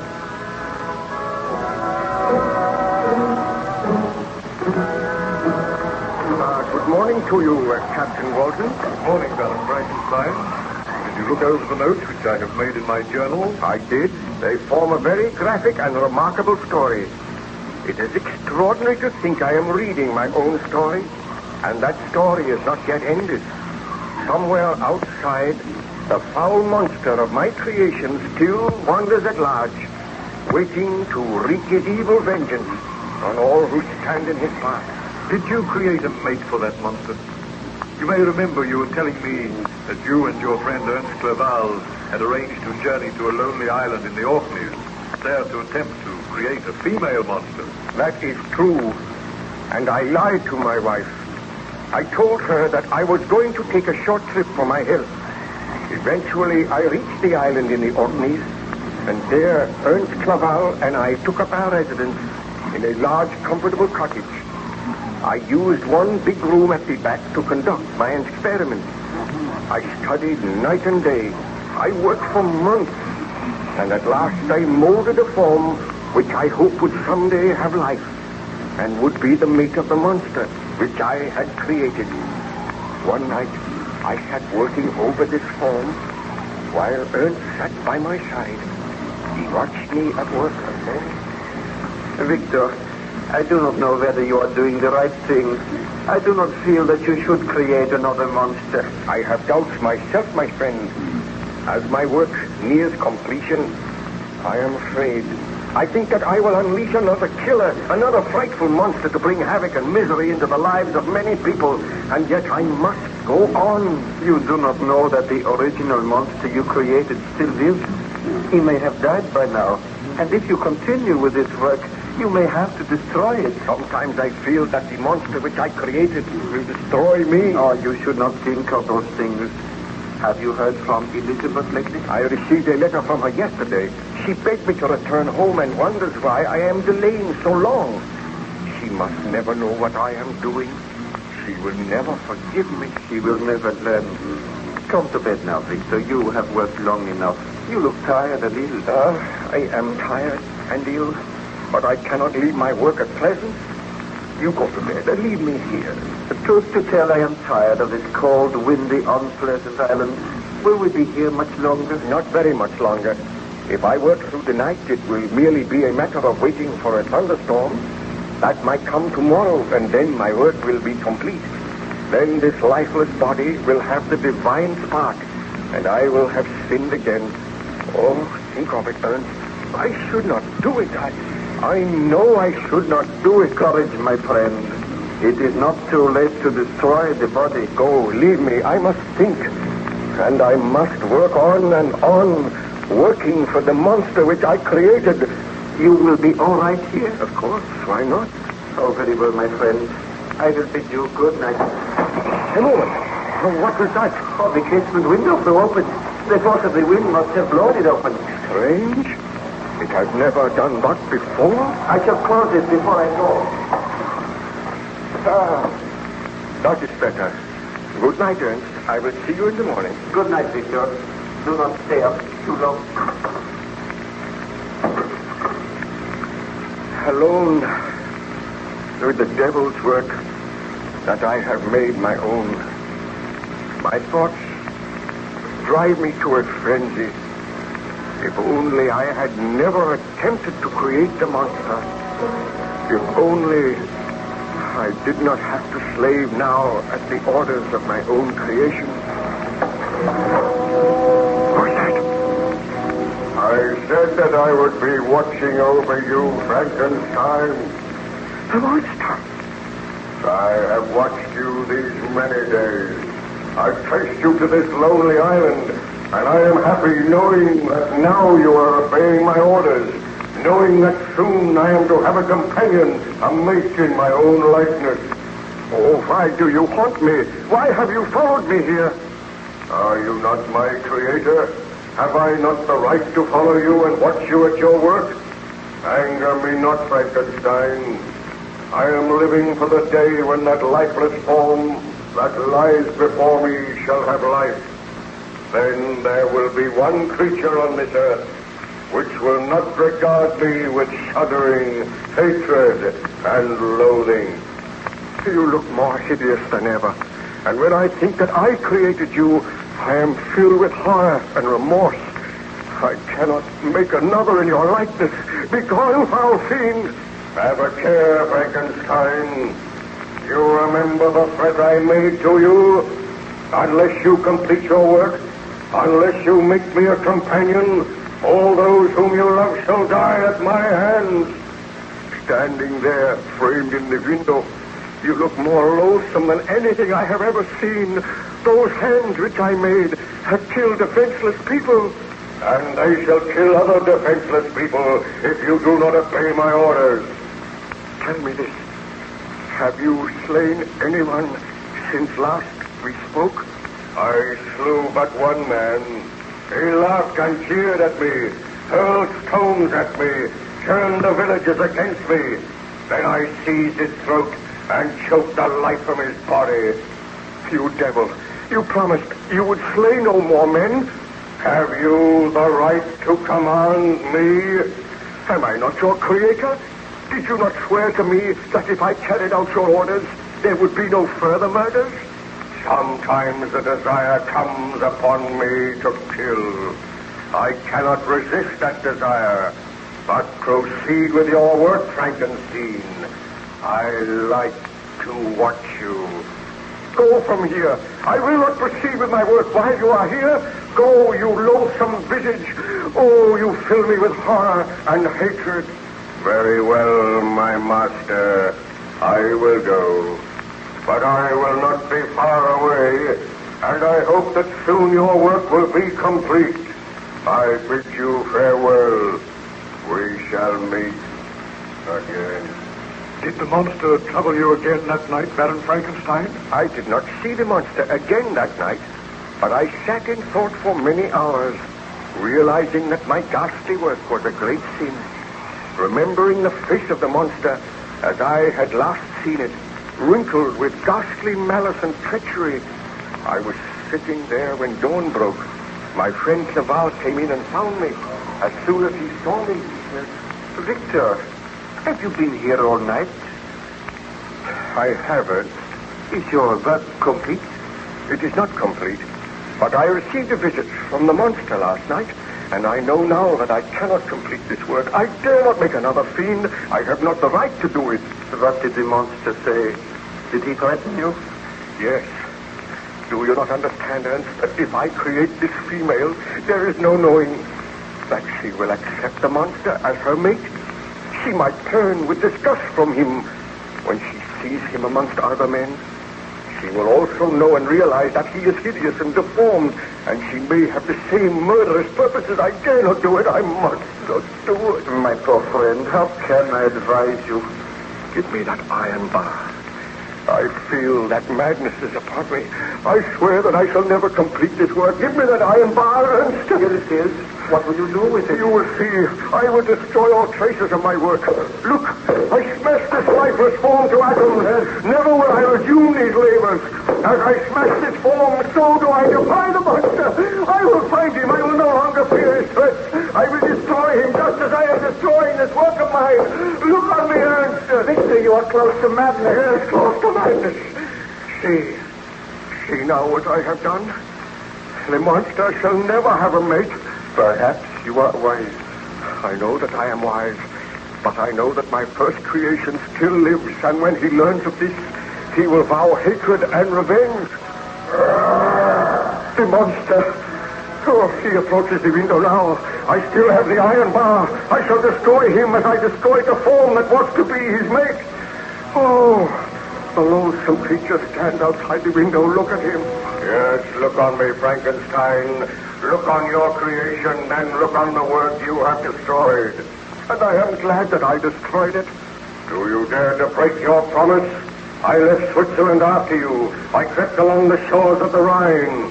I have dwelt many months in the heaths of England and among the deserts of Scotland. I have endured unutterable fatigue, cold, and hunger, and now you dare to destroy my hopes. Your threats cannot move me. They confirm in me the determination not to create a companion for you. Do you think that I, in cold blood, would set loose upon the earth another monster whose delight is in death and wretchedness? I will kill you. Careful, Victor. I do not fear him. I seize the iron bar from his grasp. Stand back, Frankenstein. Do you think you are to be happy while I grovel in the intensity of my wretchedness? I go now, Frankenstein. But we will meet again on the day that you are reunited with your wife. Remember that, Frankenstein. On the day that you are reunited with your wife, you and I will come face to face again. Ernst, will you not help me to kill him? I'll be helpless. He stands outside the window. He wrenched that iron bar from your grasp and bent it as if it were a stick of willow. He has gone now. Did you hear his threat? I am afraid. And you may well be afraid, Frankenstein. You have had your chance, and you let it slip by. Hear me, my creator. I am now your master. Leave this out at once. Did the dreadful monster carry out his threat, Baron Frankenstein? Ask me no more today, Captain. I recall that I almost swooned after the monster had left me, and I feel now that the monster is not far away. He is close to the ship. I seem to sense his presence. I shall place armed men on guard outside your cabin. Do not fear, Baron Frankenstein. If my men set eyes on the monster, they will kill him. I go to give those orders now.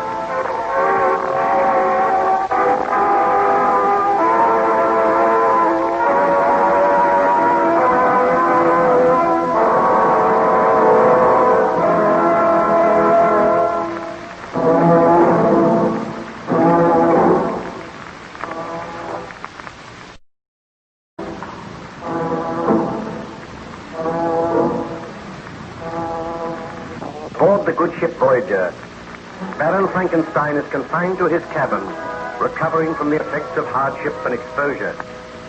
During his convalescence, he tells the story of his tragic experiences to Captain Walton, the master of the vessel.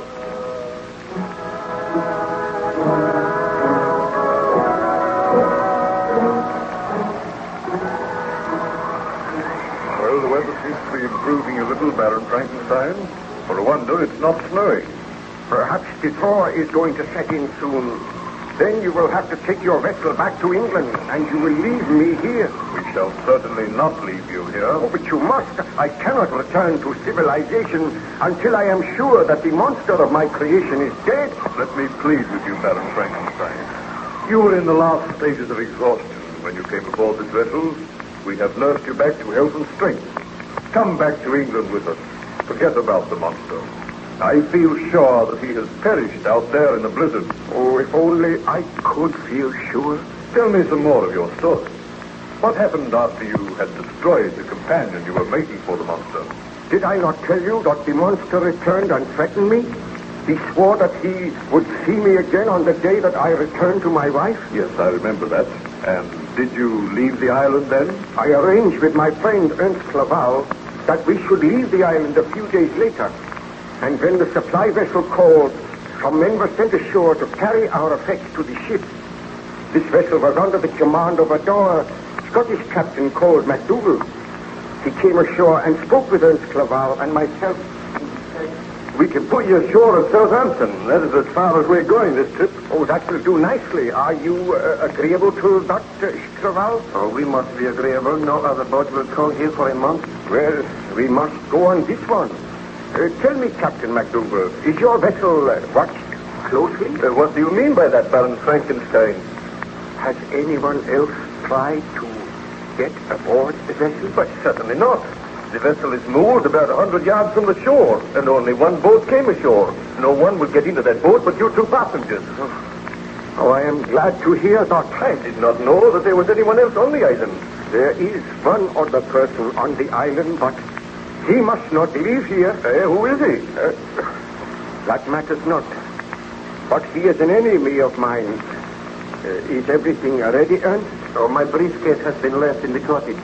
I will only detain you for a moment, Captain. I will go and get it myself. Very well, Herr Cleval. We will wait for you. Do not be too long, Ernst. I want to get off this island as soon as possible. Oh, I will only be a few minutes. Now, Captain McDougal, I would like you to give your crew instructions to see that no one, bar her, Cleval, and myself, attempts to board this vessel. It is imperative that the monster should remain here. Perhaps he will die of starvation. What monster is this of which you speak, Baron Frankenstein? A huge, deformed creature. A murderer. A murderer on this island? Do not worry your head, Captain. As long as that creature is not allowed to board your vessel, as long as we keep a watchful eye, there is nothing to fear. I am hopeful that I will never see or hear of him again.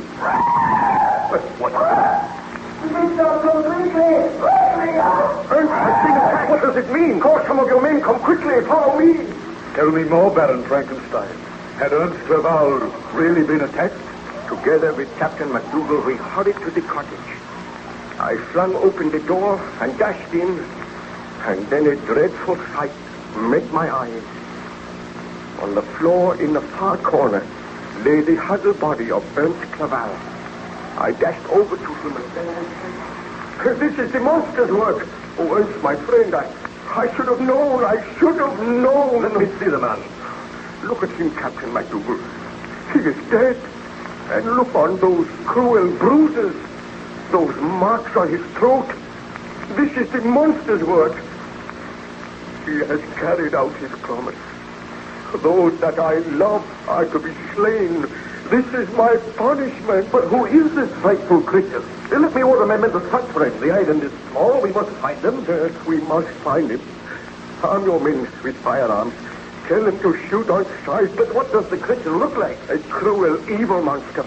Much bigger than an ordinary man, with long, yellow fangs that show between his lips. A monster of hideous cruelty. Oh, he must be found and slain. But who is he? What is his name? He has no name. I created him. You created him?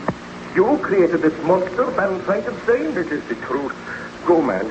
Tell your men to search for this monster. Tell them to slay him.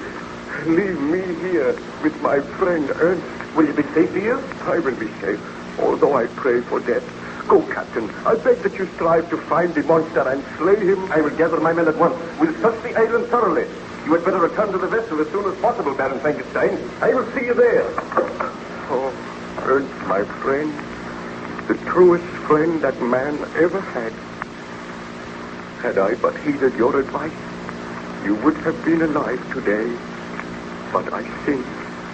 I usurped the rights of God, and for that sin, I am paying dearly. Now I have lost my friend. I know that my wife is in danger. Oh, Almighty Father in heaven, I know that I have sinned. I beg for thy forgiveness. I ask that I may live to avenge those who have died because of my crime. Hear thou my prayer, my Father. Well, Baron Frankenstein, was the monster found on the island? Captain McDougal and his men searched the island thoroughly, but there was no trace of the monster. He had not even left a footprint. Where he was hiding, I do not know, because later on I joined in the search, and I could not find him. At last, heartbroken and weary, I left the island, taking with me the body of my beloved friend Ernst Cleval. The vessel set sail, and in due time I landed at Southampton. Then I made arrangements to go home, and at last I arrived in Geneva once again. On arriving there, I found my wife eagerly awaiting me. She greeted me happily, saying, Victor! Oh, my heart is almost bursting with joy to see you again after all these months. Oh, my darling. "Oh, Elizabeth, I am so happy to feel my arms about you once again." Let me look at you. Have you fully recovered from your illness? Have you forgotten the nightmares and the horrors of the past? I am well, Elizabeth. That is not the truth, Victor.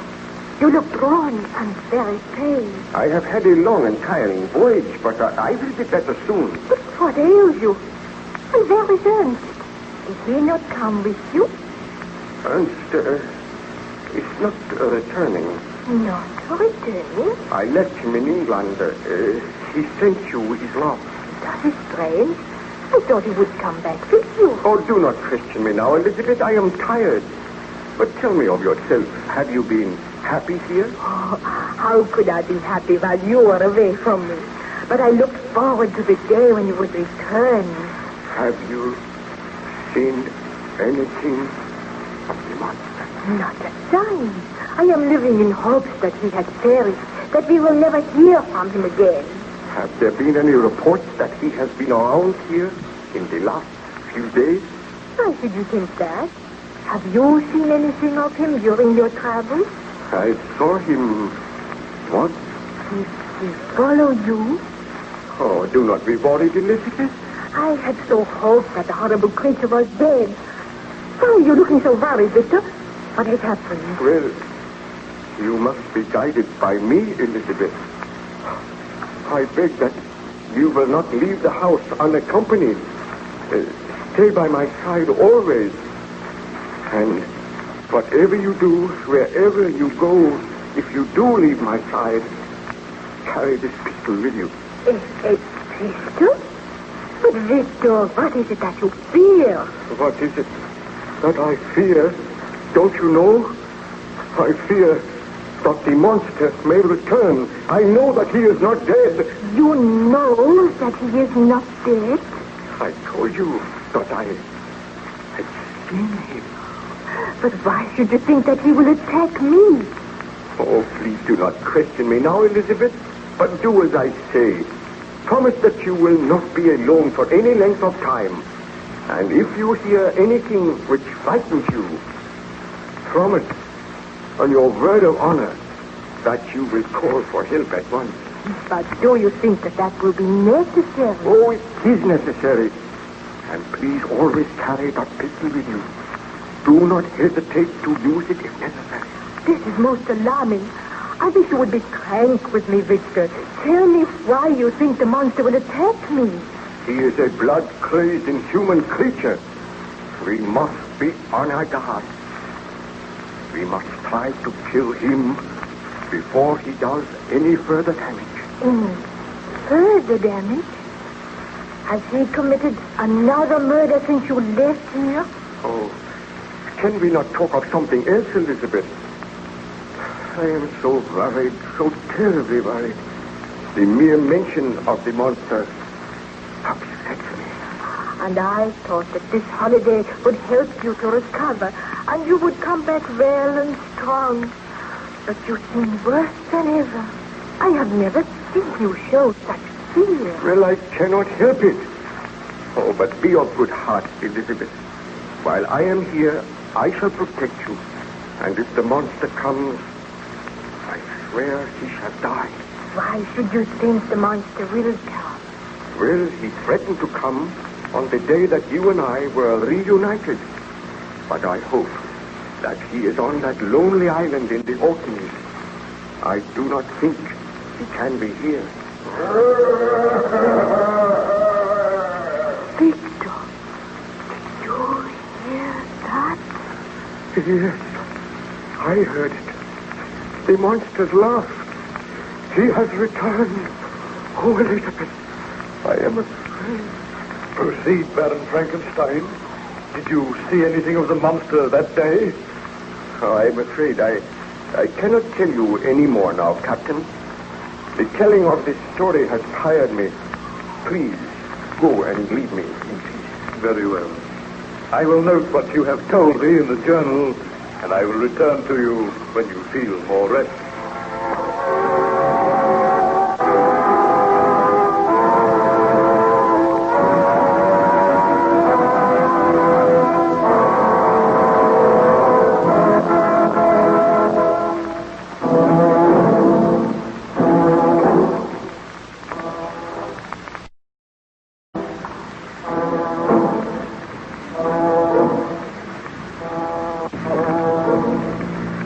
Baron Frankenstein was gradually recovering his health under the care of the captain and the surgeon of the ship Voyager, which was icebound in northern waters.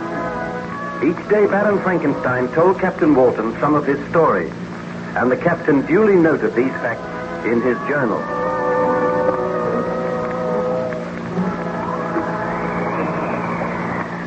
Perhaps you would care to have another look through my journal, Baron Frankenstein. You may desire to make some further corrections. If you will leave your journal here, I will go through it, Captain Walton. On looking through the porthole, I notice that the weather is improving. Yes, it is noticeably warmer, too. I think the thaw will set in at any day. Then at last we can proceed on our journey to England. I trust you will be accompanying us, Baron. I doubt it. Strange that neither you nor your crew have seen any sign of the monster. Let us trust that the monster no longer lives. I must make sure before I return. I think that very soon I will be able to go up on deck. I am feeling so much better. The surgeon says that within a few days you may be able to go up on deck. Now, would you care to tell me some more of your story? Well, let me see your journal. I was telling you how I returned home to my wife. I was afraid to tell her of the death of Ernst Clerval, and I was terrified that the monster would keep his promise and appear on the day that I was reunited with Elizabeth. While we were talking, we suddenly heard a ghastly laugh, and I knew that the monster had kept his promise. Elizabeth clung to me in terror, and I said, "Now, Elizabeth, you understand why I must guard you carefully. The monster has returned, and he has designs on your life." But I thought that he had promised never to take another human life. He did not keep his promise, nor did I keep mine. He is outside that door, Victor. What can we do? I will lock the door. We are safe in here. I am terrified. I have kept my promise, Frankenstein. You broke yours to me.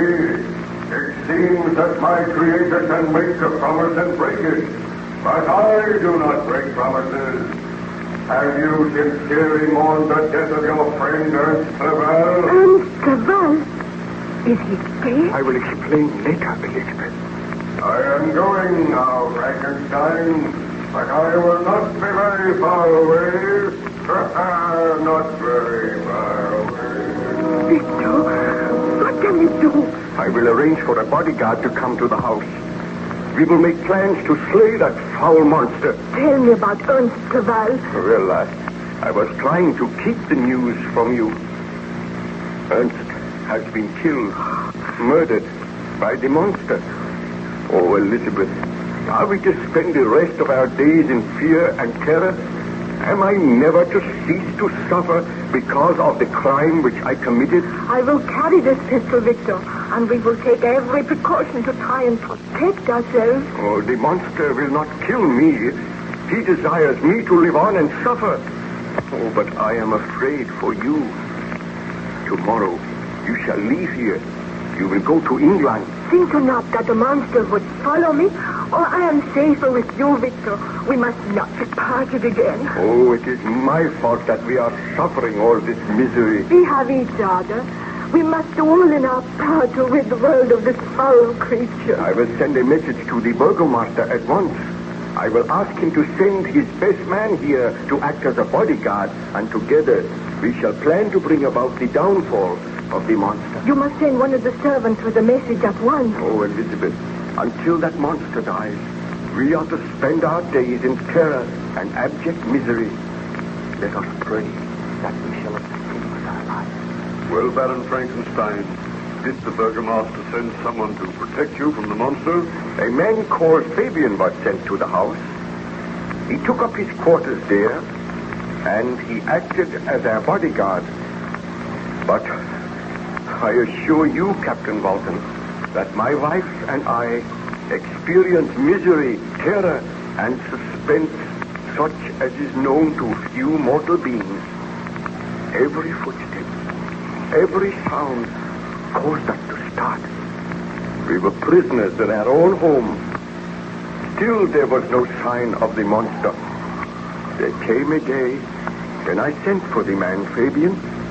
I discussed with him the best plans for finding the vile creature which was endangering our existence. When Fabian came into the room, I said... Oh, be seated, Fabian. Thank you. Tell me, where is the Baroness? She has gone to her room to rest. I saw that her door was locked, Baron Frankenstein. Do you think we need an extra bodyguard in the house? Well, it might be advisable to have another man here. Fortunately, we are all armed. The Baroness never goes anywhere without her pistols. And you and I carry 2 pistols. Do you think the monster is somewhere in the ground? I have had the ground searched each day, and still there is no sign of the monster. I do not know where he can be. Let us send a message to the Burgomaster and ask him to send another man here. We will do that at once. I feel that we will receive a visit from the monster at any time. And if there is an extra man here, we will have more chance of overpowering and killing the creature. I will give the message to the servant now. Wait. This is strange. What ails you, Baron Frankenstein? Why, the door will not open. Let me see. Why? It is locked from the outside. Was the key on the outside of the door? It must have been, but I did not place it there. Well, who could have locked us in? Surely the monster is not here. We will have to break our way out of here. My wife, she is upstairs in her room. We must get out of here at once. That is Elizabeth. Help me to break this door open. It is a heavy door. Out in the rain. I will smash it with the stairs. Let me try. The door is too heavy. The servant. Why do they not come to help us? Help! Come and open the door. A moment. I think I can break the handle with the corner of this small table. Stand clear, Baron. I must get out of here. My wife. I heard her scream, and I heard a shot. Hurry, baby. A moment. There. I have broken a panel. It is not big enough to go through yet. Break another panel. I am doing the best I can. There. Oh, let me go through. I will follow you. Oh. Look. There. At the foot of the stairs. The Baroness. Oh. Elizabeth, what has happened? Oh. Look at the marks on her throat. The Baroness is dead. Choked to death by the monster. He kept his promise. Oh, look. The pistol lies there by her side. She must have fired it to try to save herself, and we were too late. We were locked down in the library. I must go for help at once. Oh, we are helpless. No one can prevail against the brute which I created. He swore to kill my wife, and now he has kept his promise. Oh, Elizabeth. You are distressed in the telling of this story, Baron Frankenstein. Shall I leave you alone? I shudder now, as I recall the horror of that moment. As the realization came to me that my beloved wife had been murdered, I felt as if I had murdered her myself. But I shall live to avenge her. The monster must die. What is that? Footsteps that I know so well. The monster is here on the ship. Are you armed, Captain? I am not. We meet again, Frankenstein, and I can lock this door behind me. Why have you come here? I hoped that you were dead. You vile, murdering creature. I have no sympathy for you, only hatred and loathing. Stand where you are, Captain. I hold you firmly. You tremble. Let me go. If you call for help, you shall die. Why should you kill me? I have done you no harm. You have said that your sympathies are all with Frankenstein. But do you not realize that I also have suffered? Our quarrel is almost over, Frankenstein. I have come to tell you that I will slay no more of your friends unless they seek to slay me. I have but one life to claim now. Whose life is that? Yours, Frankenstein. The creature shall kill the creator. The monster shall destroy the man who created him. Mark that well, Frankenstein. Before this ship leaves, you shall die. I only pray that before this ship leaves, I am given the strength to kill you. I will be content to die when you are dead. Think not to escape me, Frankenstein. Your life and mine are bound together. I go now, but be prepared. The end may not be far distant. Go after him, Captain. Oh, quick. Beat your men. Shoot him down. No. I cannot go after him, Baron Frankenstein. I do not think that anyone can kill that monster. And he has sworn to kill all who strive to slay him. Oh, you must despise me and think me a coward. I do not think that. I understand. But go on deck, Captain. Tell your men to keep a close guard. And whatever you do, see that the officers are armed. And carry a firearm yourself. Then return to me and I will continue my story.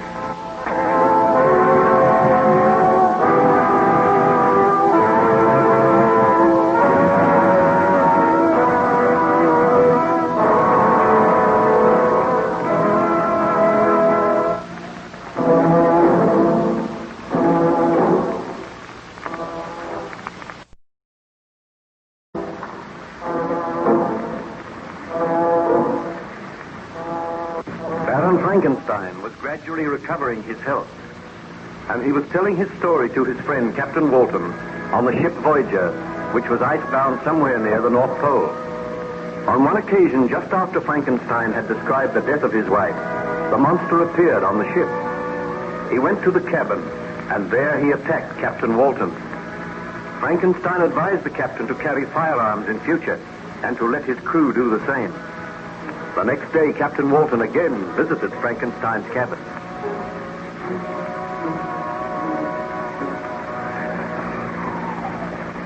Well, Captain, what news? The ship is carefully guarded, Baron Frankenstein. We have seen no sign of the monster. He swore that he would return here to kill me. He cannot board this vessel now without being seen. I have placed men on guard all over the vessel. Oh, that monster is almost a devil. You do not know what he can do. I must apologize to you because of the abject fear which I showed yesterday. You need not apologize, Captain. All men show fear when they see the monster. I am his creator, and I am afraid. Did you say that the monster is impervious to bullets? I did not say that. He has certainly been wounded twice, but he has recovered. He is so strong. Well, if we have another visit from him, it shall be his last. I swear that we shall kill him. I hope so. Do you feel you are able to tell me what happened after the death of your beloved wife? Well, the bodyguard Fabian and myself found my wife's body at the foot of the stairs. I picked the body up tenderly and bore it to another room while Fabian went for assistance. I looked at the still form of my wife, then I knelt down and prayed. I pray that I be granted life, so that I may destroy the monster which I created. Has not my punishment been enough? Have not others suffered because of my sin? When will my suffering cease? Oh, Elizabeth, my beloved wife, I will live to avenge you, and to avenge those who have died because of my evil work. I kept my promise, Frankenstein. What? You here? You cannot move. The creature is stronger than the creator. I hold you fast. Oh, so great is my hatred that it gives me strength. I shall free myself. I shall kill you. Hear me, little man. I despise you. Let me go. Let me go. Let me go. Hear me. Did you not condemn me to a life without a mate, without a companion? Did you not create me and make me an object of hatred and contempt? Now all men are against you. They know that you created me. They know that you have brought misery to others. Therefore you will become an object of hatred and contempt. You are now without a wife. I killed her. That is her still body lying on the bed. Suffer now as I have suffered, Frankenstein. Oh, If only I had the strength to kill you. You have not the strength. In your foolishness, you have made your creature stronger than yourself. My work is done now. I am leaving here. I cannot make you suffer more.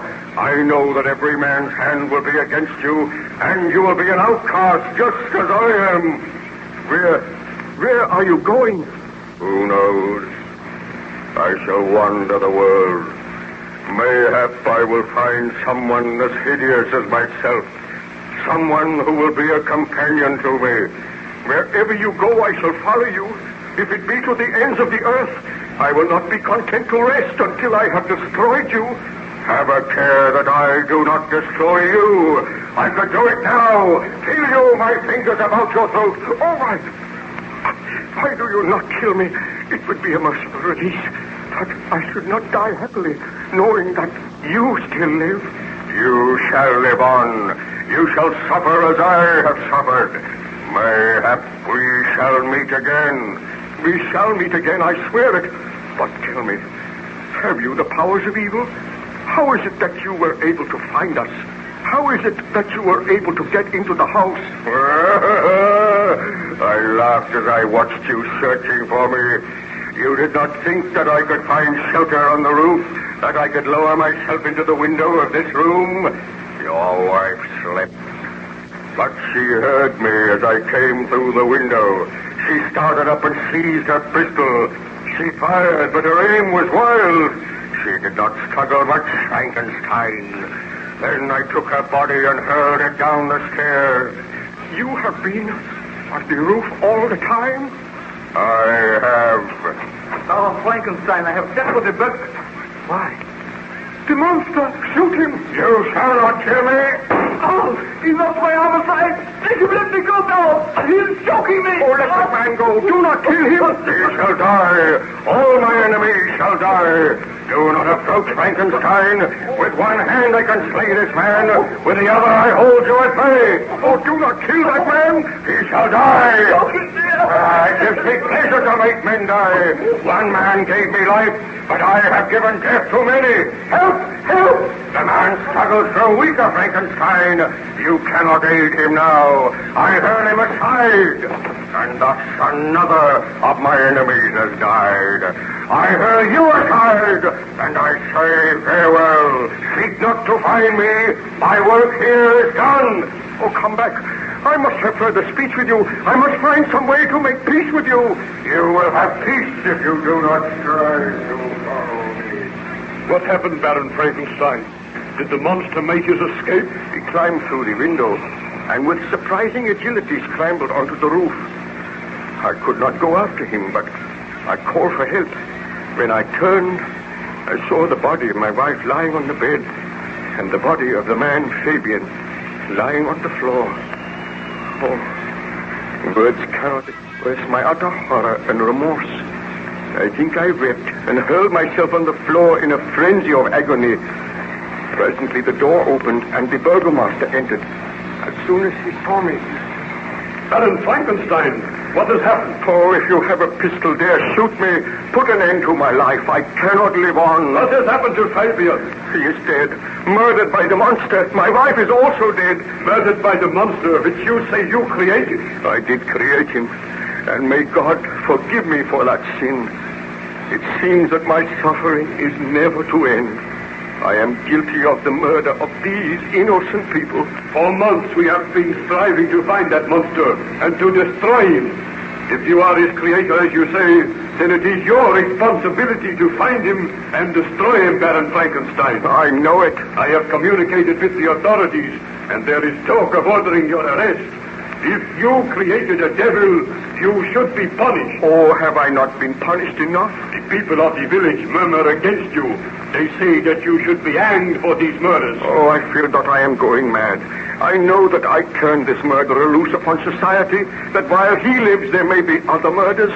Therefore I swear a sacred oath that while there is breath in my body, while I live I should devote my life to tracking him down. We feel that if you remain here, the monster will remain, that other lives will be in danger. So all men are against me. I am to suffer as my creature has suffered. I am to know what it is to be a fugitive, an object of hatred and scorn. It seems that his revenge is indeed complete. I advise you, for your own sake, to leave here today. I will leave very soon. Spare me a few minutes so that I may pray beside the body of my beloved wife. Then will my journey commence. Where it will take me, I know not. But if it be to the end of the earth, I will find him and destroy him. Oh, would that I destroyed him before I gave him life. So be it, Baron Frankenstein. I will see that you are not molested before you leave the village. Oh, await me downstairs. I will join you in a few minutes. So, Baron Frankenstein, you were forced to leave your native village. Yes. When I left my home, my first act was to try and find some clue by which I might trace the steps of my fiendish enemy. I wandered to the cemetery, and I prayed a while by the grave of the child William. Then I heard a sound behind me. I looked up, and it was the monster watching me. He did not speak, but fled away, and I pursued him, only to lose him. But he left a trail of death and disaster wherever he went, and for many months the ceaseless pursuit went on. Sometimes I would almost come up with him. Once, when I was traveling by night, the broad disk of the moon arose, and it shone upon a huge, ghastly, distorted shape which fled before me with more than mortal speed. I went to the coast, and by a strange chance, I saw the fiend hide himself in a vessel bound for the Black Sea. I took my passage in the same ship, but he escaped, I know not how. I traveled to the wilds of Tartary and Russia, and once I came upon a peasant's home in the wilds of Tartary. I saw the peasant standing outside his cottage. He was wringing his hands in terror, and he said, I have seen the devil himself, a strange, horrid fiend. Tell me, my friend, what have you seen? The devil himself, I tell you, sir, a huge, shambling creature with a countenance more hideous than I have ever seen. He forced his way into my cottage, took all my food, ate it himself, and placed his cold, clammy hands upon my throat. I screamed in mortal agony. Then he withdrew his hands and laughed, the most ghastly laugh that I have ever heard. Tell me, where did this creature go? I know not. He went out of my cottage, and I was afraid to follow him. Here, take the silver to compensate you for anything which the monster stole from you. I must be close to him. I fear my search will soon end. Oh, that laugh again. He will kill us. Do not let him kill me. My quarry is near me. Stand aside, man. This time he shall die. What happened, Baron Frankenstein? Did you shoot the monster? Ask me no more now. I am tired. Later on, I will tell you what happened on that fateful day.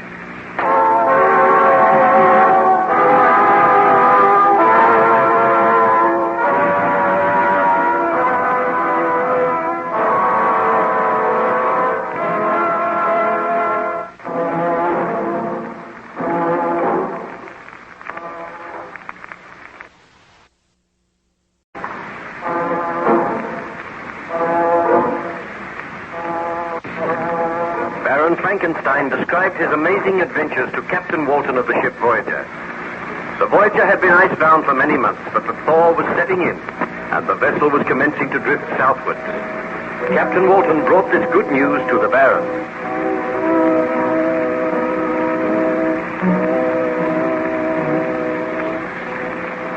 Baron Frankenstein, our journey homeward is commencing. The ice is breaking up.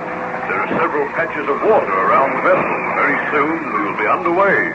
I must leave the vessel at once. I know the monster is still alive. I cannot let you leave, Baron Frankenstein. You know that. You have no power to keep me here. Well, we are not making very much progress as yet, and I would sincerely like to hear the remainder of your story. I am writing it all in my journal. Well, I was telling you that in the wilds of Tartary, I encountered a peasant who was terrified because he had seen the monster. And when you were seeking to comfort the peasant, you heard the monster's laugh. Yeah, I drew my pistol and moved towards the door. To my surprise, the door opened and the monster appeared. My surprise was so great that I hesitated for a moment, and that hesitation was fatal. With incredible swiftness, the monster advanced and wrenched the pistol from my hand, and then he said, "It is time that you and I spoke again, Frankenstein. You seem to have the powers of evil. Always you flee before me. Am I never to kill you? Shall I kill this peasant, or will I bid him begone? I do not wish him to hear what we have to say. Go, fellow. Do not return here for some hours. Because you are my creator, so should you be my friend. We are both outcasts now. Can we not also be friends? I have thoughts just as other men.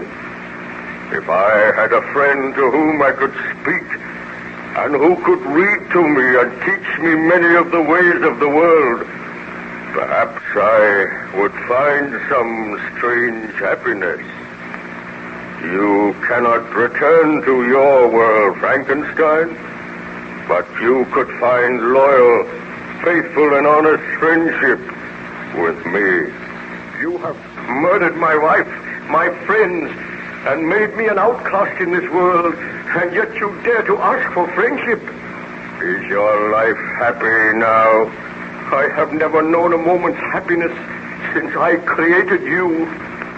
And I have never known a moment's happiness since I was created. Do you not owe it to me to give me some peace and happiness? To give me friendship? To give me your ideas? I owe you nothing but hatred. Was it my fault that men shrink from me and strive to kill me? Is it my fault that I defended myself by killing them and thus earning further hatred? Did you not refuse to make for me a companion? I could not bring myself to do it. And because of that, my rage knew no bounds, and I slew all whom you held dear. Now it is over. We are both outcasts, objects of hatred, scorn, and loathing. Let there be friendship between us, Frankenstein. I have sworn that I will never rest until I destroy that which I created. Mayhap I am to blame for many of the sufferings which you have endured, but the sin was mine. I created you. Now it is my solemn and holy duty to destroy you. And it is in my power to destroy my creator. You may destroy me. I will. But not until you have experienced further suffering. You must pursue me. You must live the same lonely life as I live.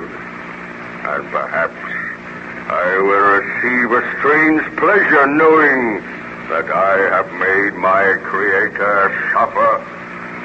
And perhaps I am receiving a strange pleasure knowing that you are paying for your sins, knowing that all men are still against you and will always be against you. But I admit the crime was mine in giving life to you. And my only purpose in living now is to end that life. Mayhap you will never end it. Farewell once again, my master. I offered you my friendship. I offered to live at peace with you, and you refused. Why should a man hate that which he has created? That is one of the things I will never understand. Farewell, Frankenstein. Until the next time. Did you pursue the monster that day, Baron Frankenstein? Well, he made his escape with incredible swiftness, and I set off after him. The search went on for many months, and the monster seemed to take pleasure in leading me on. Sometimes, indeed, he left marks in writing on the barks of trees or cut in stone that guided me and instigated my fury. I pursued my journey to the northward. The snows thickened, and the cold increased in a degree almost too severe to support.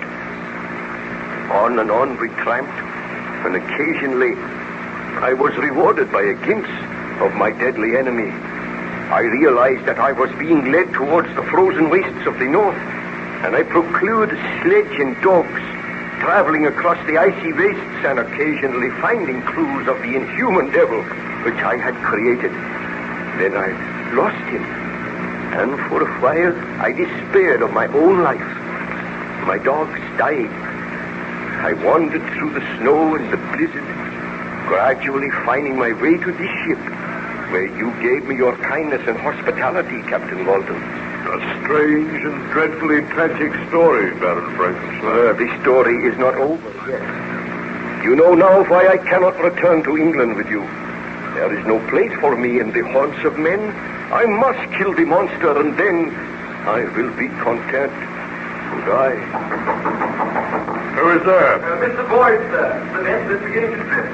The ice is breaking more rapidly now, Captain. I think you had better come up on deck. Very well, I shall come up now. I must leave the vessel. Make arrangements for me to be put ashore, Captain. You cannot leave the vessel, Baron Frankenstein. That would be madness. I must. You realize that I cannot let that monster roam about killing people at will? You must excuse me for a moment. You will be safe here in your cabin. You are not yet strong enough to leave your bunk. I will return and discuss the matter with you later. Come, Mr. Boyd.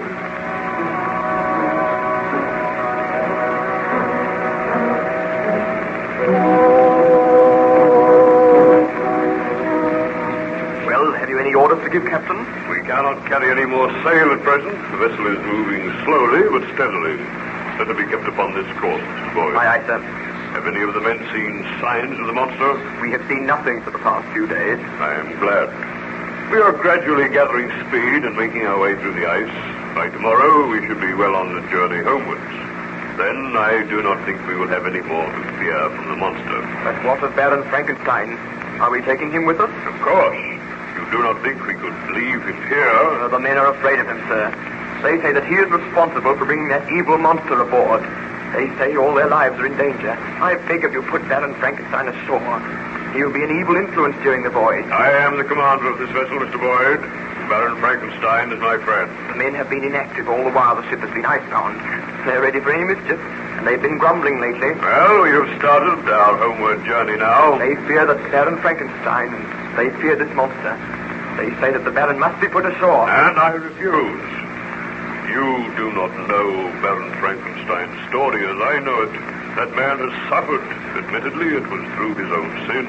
But he could not have realized what misery he was to bring into the world and into his own life. He has suffered enough, and I say that he is to stay aboard this ship until we reach England. If anyone attempts to harm him, they will answer to me. But what if that monster comes aboard? What if it means loss of life? All the officers are armed. If the monster comes aboard, we will shoot. It would be easy for the monster to come aboard. There is ice all around the ship. There is water on one side of the ship. We can watch the icebound side. And what if the crew mutiny? If the crew mutiny, they will be dealt with. Gather them here, and I will address them. All hands on deck! Let the officers stand with me, Mr. Boyd. So far, this voyage has been a success, and it will not be marred by any signs of mutiny on the part of the crew. I was only trying to do my duty in telling you what the men felt, sir. I am aware of that, and I am going to deal with the men. I assume I have the loyalty of the officers. We will obey you, sir, but we are afraid of this monster. If you will remember, he once attacked me. I do remember that. All hands on deck now, sir. Men, it has been reported to me that some of you are showing signs of discontent. For the greater part of this voyage, you have all given me your loyalty, and you have assisted me to make the journey a success. I ask you now not to mar that voyage by any murmurs of mutiny. I am told that some of you are afraid of my friend and guest, Baron Frankenstein. There is no need for you to fear him. He is a gentleman who has suffered. I know his story, and I feel deeply for him. As regards the strange monster which has sometimes come aboard this vessel, I can assure you that all the officers are armed, and if he comes aboard, they will shoot. Attempt to mutiny and disobey my orders, then you will meet with the punishment that is given to mutineers. Now trust in me, men. I will take you back home safely. And remember, if any harm comes to my guest, Baron Frankenstein, the man who harms him shall die. That is all. You may go. Baron Frankenstein, how did you get up here? I forced myself to leave my bed. I heard what you said, Captain. But your men need have no fear. I will go ashore now.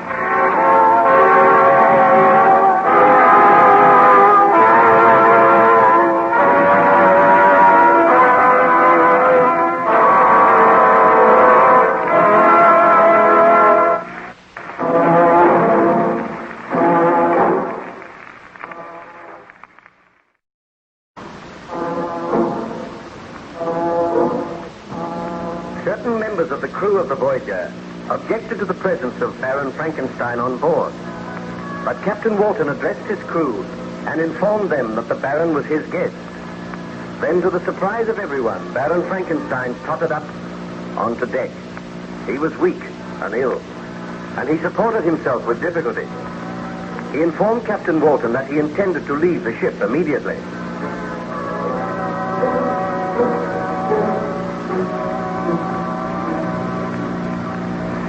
Baron Frankenstein, I cannot allow you to go ashore. This is no affair of yours, Captain Walton. You dare not keep me here against my will. Besides which, your crew do not desire to have me aboard the vessel. The crew will obey my orders. I have a duty to do. I cannot send a man to certain death. Captain Walton, I appreciate your feelings, and I thank you for your friendship, and for all that you have done for me. Do you not realize that life for me is over? I created a monster, and that monster has gradually destroyed me, torn down the structure which surrounded me, killed my friends, my loved ones, made me an outcast. I live only for one thing, to witness the death of the monster. If you take me back to civilization against my will, you will be condemning me to torture, knowing that all men hate and despise me because of the crime which I committed. I am already destroyed, although there is life in my body, and that life cannot be extinguished. It must not be extinguished until my creation has been destroyed. Now, I beg of you, let me go. We shall not meet again. Very well, Baron Frankenstein. The choice is yours. You may leave this ship. There is still ice for you to walk across. I will have a rope ladder lowered at once. But I shall always feel it on my conscience that I deserted you, left you here to perish in the white waste of the north. For me, death will be a merciful release. So go, Captain. And when you return to England, you may publish the notes in your journal so that all may know that it is folly, that it is a grave sin to usurp the rights of God. I have suffered as men have seldom suffered, and when the monster dies, then shall I make atonement. To the members of your crew, I also say farewell. I am glad that none of them has suffered because of my misdeeds. Now I must go. He is collapsed. I knew he had not the strength. I knew he should not have come on deck. What shall we do, Captain Walton? We cannot put him ashore in his present state, and yet we cannot remain here. The vessel must go on. I hardly know what to do. I think Baron Frankenstein is trying to speak. I am to be cheated of my vengeance. I know it. I feel for the first time the icy clutch of death. Come close to me, Captain Walton, and hear what I say. What is it, Baron Frankenstein? Should you see the monster again, bid your men to fire and shoot to kill. I promise you I will do that. But we may never see the monster again. I must not die, leaving him alive, leaving him to wander the earth. It is not fair. Oh, this is indeed my greatest punishment. But you may not die. Let me give orders that you are carried down to the cabin. There we will seek to revive you. Oh, it is too late for that. Even now, all grows dim. Oh, God, forgive me for the great sin which was mine. Let no others be punished because of my folly and my pride. I have suffered because of my ambition, and I have paid the penalty. I go now to join my beloved Elizabeth, my friends, and I beg thy forgiveness. O Lord, that which I created has destroyed me. Now I go to my Creator, hoping for his abundant mercy. Is there anything we can do for you, Baron Frankenstein? Nothing, Captain Walton. Save to keep a close watch for the monster. I commend my soul to God, and I beg that you consign my body to the dark, black waters. That is the only favor I ask. I am coming, Elizabeth. All these long and weary months have passed, And soon we shall meet again. Oh, Elizabeth, my loved one, I long to be with you. Phyllis. Uncover your heads, men. Baron Frankenstein has passed away. May God receive his soul. Will you carry on to our precious captain? Is his body to be consigned? His body shall be consigned to the sea, and my journal shall tell of the horrors and the suffering which he underwent. Look, there, coming across the ice. The monster! Be ready with your pistols, men. He approaches the ship. See how he leaps across the ice. I am afraid. Show no fear. We are ready to deal with him. He is leading the rope ladder. Shall we fire? Wait. Do not fire until I give the order. He is coming aboard. Wait until I give the word to fire. My master, my creator, what ails him? Let me speak with him. Foul monster! Baron Frankenstein is dead, destroyed by your hatred and vice. Now you shall die. Fire, men!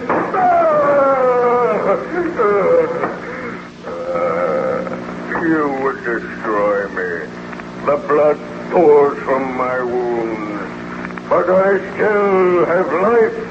Let me look on the body of Frankenstein. Shall we fire again, Captain? No, wait. Frankenstein, you are dead. Victim of my hatred. Victim of your own selfishness. Oh, Frankenstein, I am filled with remorse, and yet soon I am to die. They have dealt me mortal wounds. Frankenstein, my creator, I mourn for you. You say you mourn for him, and yet you drove him to his death. Your diabolical vengeance destroyed your creator. Think you that I do not deserve your sympathy? I swear that after the murder of Clerval, I was heartbroken and overcome. I pitied Frankenstein and hated myself, but I discovered that he still sought for happiness, while I, his creature, could live on in misery and loneliness. Men have forced me to murder. Loneliness has made me bitter, and now he who gave me life is dead. I swear I was not born to hate, but men turned from me, and my creator would not aid me. He offered you death. Does any man seek death while he may yet find happiness in life? Frankenstein welcomed death. He sought only to live so that he might destroy you. There lies my creator, white and cold and dead. You hate me. All men hate me, but your hatred cannot equal that which I regard myself. I once sought the friendship of Frankenstein. Should there not be friendship between the creator and his creature? But because he is dead, so shall I die. Bid your men not to fire on me again. You can see that I am mortally wounded. Tell me, what was Frankenstein's last wish? His last wish was that his remains should be consigned to the sea. His last wish shall be carried out, and I shall carry it out. Look you over the side of the vessel. See you not that deep black pool of water? That shall be the grave of Frankenstein and his creature.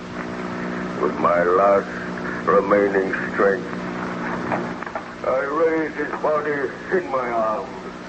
And creator and creature will lie in cold death together beneath the dark, unfriendly ocean. He has taken the body, Captain. Shall we shoot him? No, he is soon to die. Let us watch. I am about to leave this world, and you are the last of humankind who will ever behold me. Even now you shrink from me with horror and loathing, and him whom I hold in my arms gave me this hideous form, condemned me to a life of loneliness, yet he was my creator, and instead of loving his creature, he hated him, sought to destroy him. So I sought vengeance on all men. I turned against him who had given me life. Let every man learn of the story. Tell them the truth. Tell them that the hideous, diabolical monster from which whom all men turn had feelings just as other creatures. And by those feelings, so was he forced to wickedness and crime. Frankenstein, my master, that which you created, is now to be destroyed. With faltering strength, I carry you to your last cold, unfriendly resting place. Did not kill him, Captain Walton. No. He goes to his death of his own free will, and now in some strange way I feel sorry for this monster. He has excited my pity.